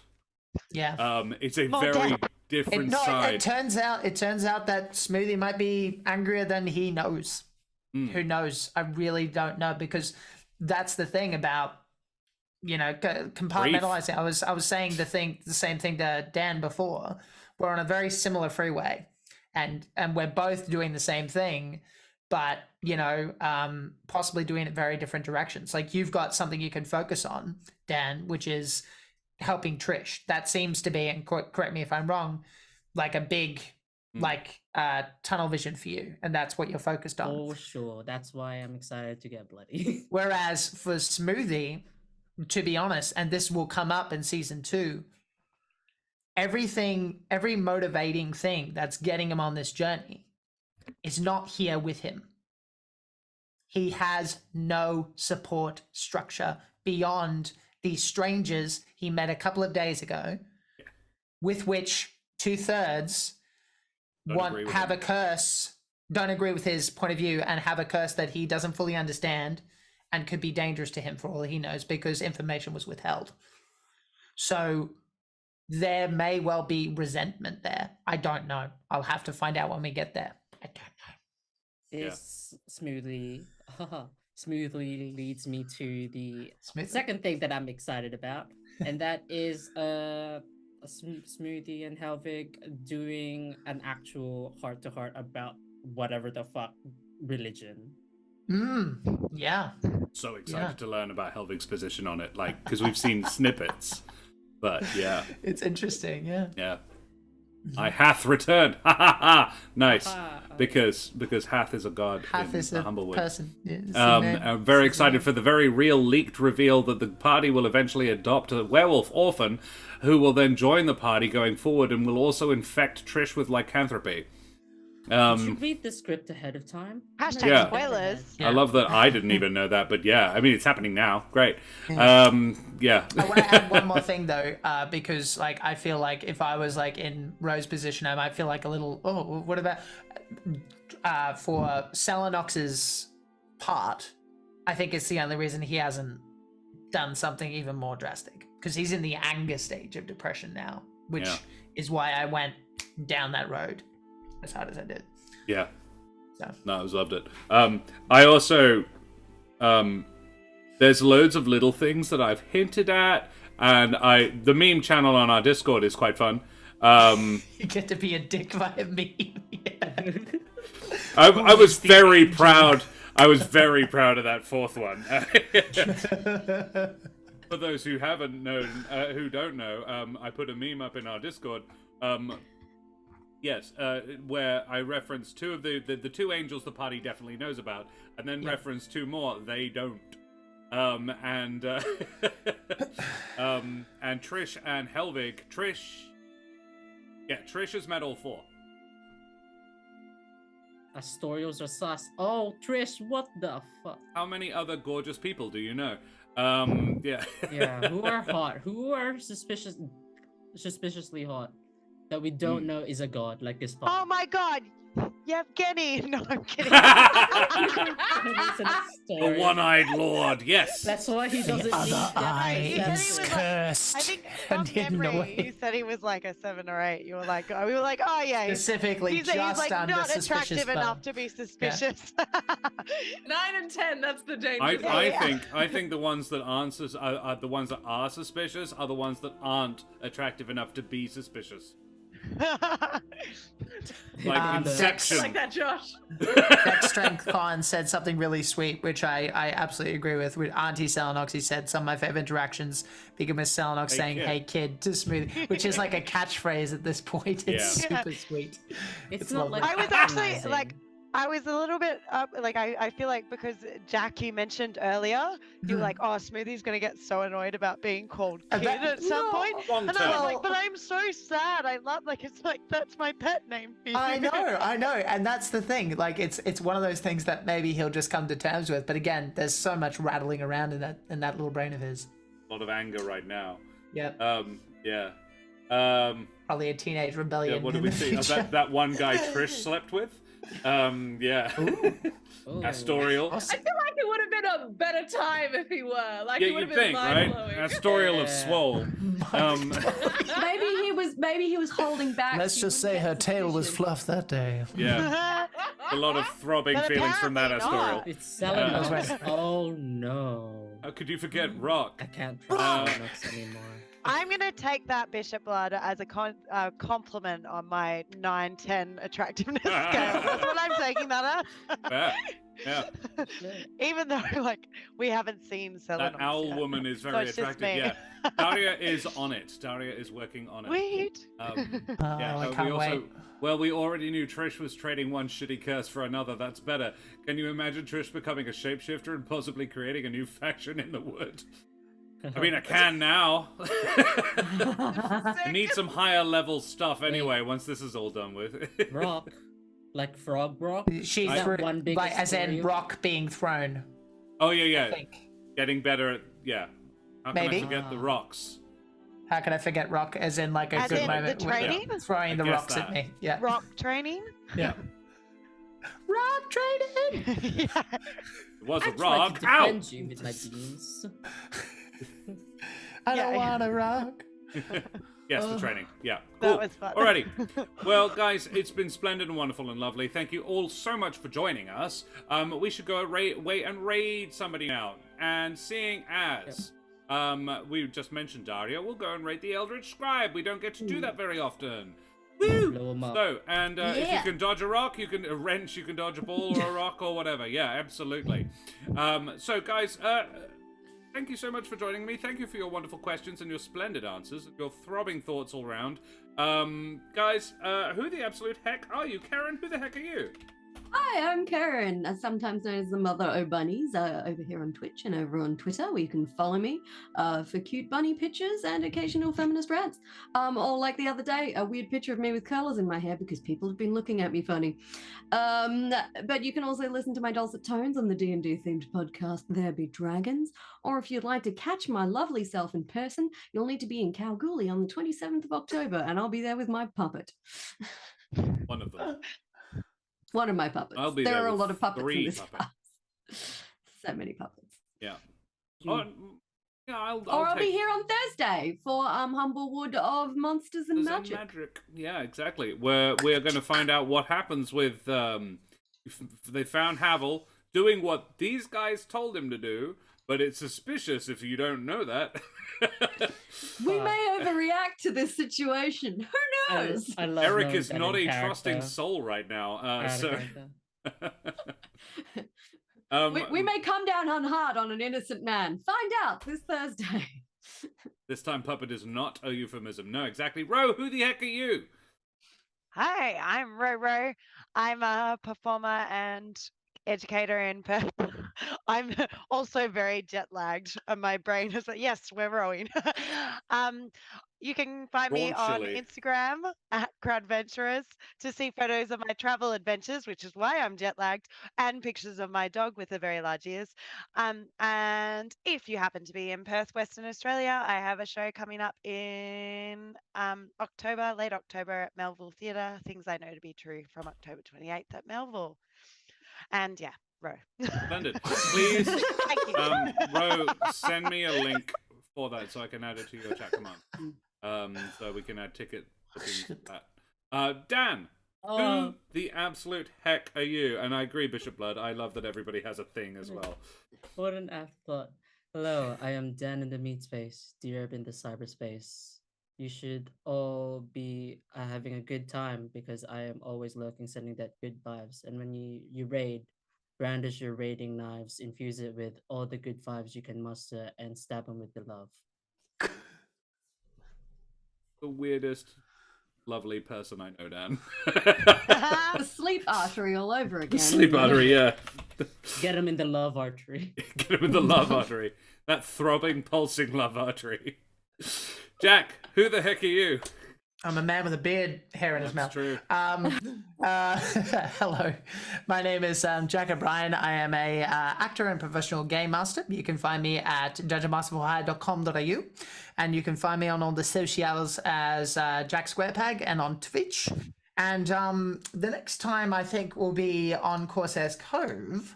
I will have done. I don't know how quickly they will upload it, but I've been asked to do a sort of. What? What did I do? What happened? Nothing. Oh, It's it's Bishop Bishop Blood Blood. in chat. It's not you. You're fine. You're fine. My sleep organ daddy. Thanks for that. Yep. But yes, I'll be doing a sort of distinctly, legally distinct TED talk, not a TED talk, about role playing for a. Yeah, it's called Hero. Yes, well done. Reference to show that we do. Called Hero Roundtable. It's called, where people come by and talk about various stuff. And I can already tell you, spoilers, that the topic will be about how roleplay is fun and engaging and all that stuff, but is also ultimately not that important. Which is to say, you can make mistakes and find out who you are, and it's not open heart surgery, and that is why it's excellent. So I'm gonna catch them off guard going, it doesn't matter. And they go, what does that mean? I'm like, well, let me tell you. It doesn't matter, then why are you here? Oh my. But yeah, that should be really fun. And also, you will find me in 2 weeks doing a 2-shot with 3 of these people, and another who Dan, shares a name. whom I adored playing with, so I'm very excited to do that again. I see how it is. Running the other Dan, yes, correct. I mean, I love playing with you as well. That is a given. I was very nice at the beginning, if you remember. Yeah, you but have credit. yeah. But yes, we'll be running Call of Cthulhu. I have not quite decided on the adventure yet, so I won't say. But almost certainly this will be in the modern era. So we'll be, you'll have cell phones and things like that, and you're welcome to use them. But you know, the thing about cell phones, How people can be, well, people can track you with them. So you might think you're really clever calling the authorities, but you have a little tracking device in your pocket. So What? be fun. Also, Dude, I've been vaccinated against COVID. I've got a little tracking device in my arm. That's true. There you go. it How do you just think I dawned on find me. him when he's not home? Yeah, yeah. You gotta make sure you do that when you get married. You gotta know where they are. Yes, just subtly tag your partner so they I can never play- lie to you. I play all the time. He's got a little tattoo that he doesn't know about behind his ear. Yes. That's hilarious. Can I Anyway, just that was spend- my can I- very long spiel. Thank you for having me, everyone, I and lovely to see you, Internet. Mwah. What are you saying, Dan? Am I allowed to spend points during the stream Jack is running? Yeah, Because you I would. play all the time. I can never do. Jack, I'm What about happened? to throw so much shit. What did I do? So much do ins- So I'm gonna give Dan you has so a much lot of inspiration. channel points, Jack. Yeah. Can he confused. buy inspirations and NPC Oh. names? I can't spend NPC them because names I'm you- always playing. Oh, right. Yeah, I'm not opposed to it. That's what I mean, I'm asking Dan, now. Yeah. you can NPC name. I'm happy with that. You're not Yeah. allowed to buy That's good to know. inspiration, but you Whoa. can NPC Isn't that name. my decision as a game master? No. In my games, no. Oh, yes. If you're playing, you can't buy inspiration, but you Oh, can yeah. buy NPC names. I'm happy with that because it has no material impact on the gameplay. It just forces me to improvise, and it actually relieves the load of me having to make up names. So that's totally fine. Although sometimes I get things like Captain Shenanigans Testicle. Thanks, Chaotic Goblin. So we'll see Look, they're how gonna that live goes. up to their name, Josh. Yeah. As far as my game goes, Dan, go for your life. If you do want an NPC, please let me know in advance as Yeah. much as you can, because it's very hard to make a mood. Call of Cthulhu is all about mood, like Custom Stride is, and if I suddenly have one called Shanty Brigands or some ridiculous name, I don't know if that was off the top of my head. It's for gonna- a Call of it Cthulhu, kinda so try and stick drags in them that out. canon. Yeah. And Dan, if you want to do it, drop it in chat now, and tell Jack about it soon. Yeah. Yeah. Rachel, who the Yeah. absolute heck are you? Hello, my name is Rachel Fukar. I'm a writer, actor, creative trash at large. You can find me on various social media at Rachel Fukar, and you can find the book that I wrote, The Rings of Mars, right here on the internet. And if you don't buy this book, I am going to steal your femur. I will abscond with it in the middle of the night, and I will take it to the bone mill. I will mill up your femur, and I will use the ground bone to bake a loaf of bread. And then I will use that bread to make the most It's like a scary government ad. the most delicious BLT you've ever had in your life, and I will feed it to you. So buy my book. No material impact. Dude, I have an emergency victim for Rachel on standby, so you don't have to off-screen kill her fantasy parents. Yeah. Are you kidding me? It'll be Helvig. It'll be me. I'll just like spontaneously combust. That would And be I'll be- so unfair. That's like he would have died what 3 times now if he killed Helvig. There are Same. far too many people in chat who are very excited about the idea of you coming and grinding their bones. Make a delicious Mill me, BLT. mummy. Mill me. It's like- I quote Lose a Bishop bone, Blood. but I get a BLT. Yeah, it's apparently a pretty good DLT. It's the Someone most can delicious please thing. clip that for future reference. Yes, for the court case that will inevitably ensue. Yeah, I'm not saving evidence. But there is a unknown serial killer called the Bone Collector. I think we all know who that is now. Yeah. Oh. All I'm saying is you've never seen Rachel and a large room full of bones in the same place at the same time. It's just saying. Bone collector face Obviously. reveal. Hey, Phoenix, thank you so much for the resub. Good on you, buddy. Rachel I like will not be bones. stealing What your can I bones say? tonight. Bishop Your Blood bones are Wood. safe. Yeah. Your bones. Well, are Bishop sick would this make it all day. about him and his kinks, lol. And mesdames et messieurs, dames und herren, and beings of indeterminate gender and persuasion, I be Josh the Pirate, and you can find me here on my channel, Corsair's Cove, where I sometimes tolerate this bullshit. And otherwise, we run D&D, often in the Humblewood world, but sometimes not. And, My face hurts.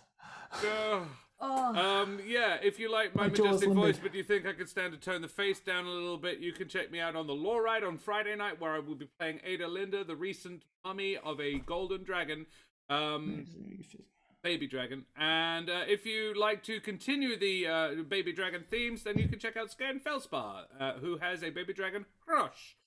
Over in It's My Thing, in the podcast Baby Dragons, which is a 5e fantasy gunpowder setting, and it's jolly good fun.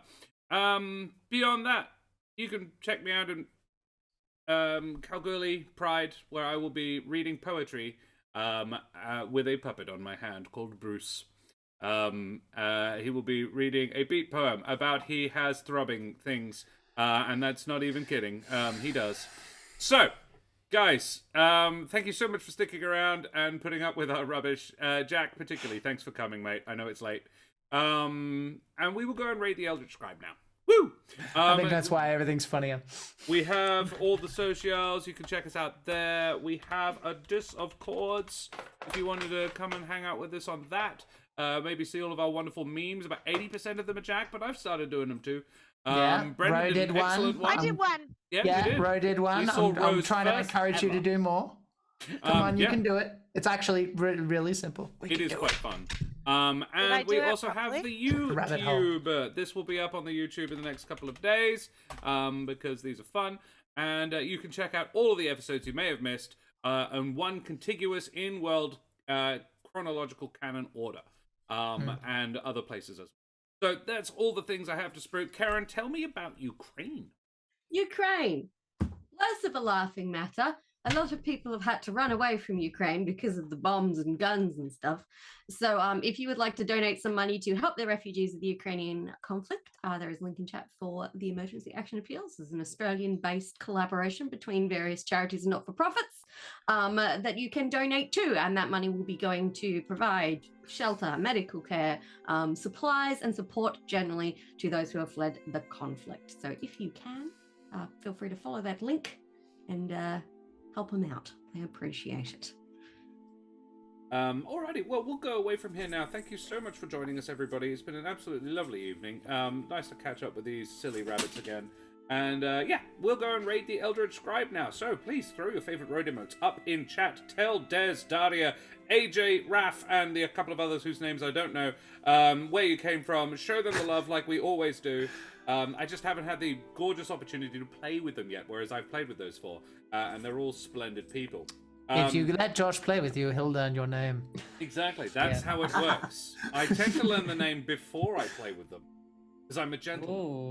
Oh. Calm down. But only then. But only then. But only Chivalry is Until then, they're beneath him. yeah. You should know So that. yeah, do that. Throw your favorite raider modes up in chat. And yeah, tell them where we come from. Say goodbye, everybody. Goodbye, Bye, everybody. everybody. Bye. Ow.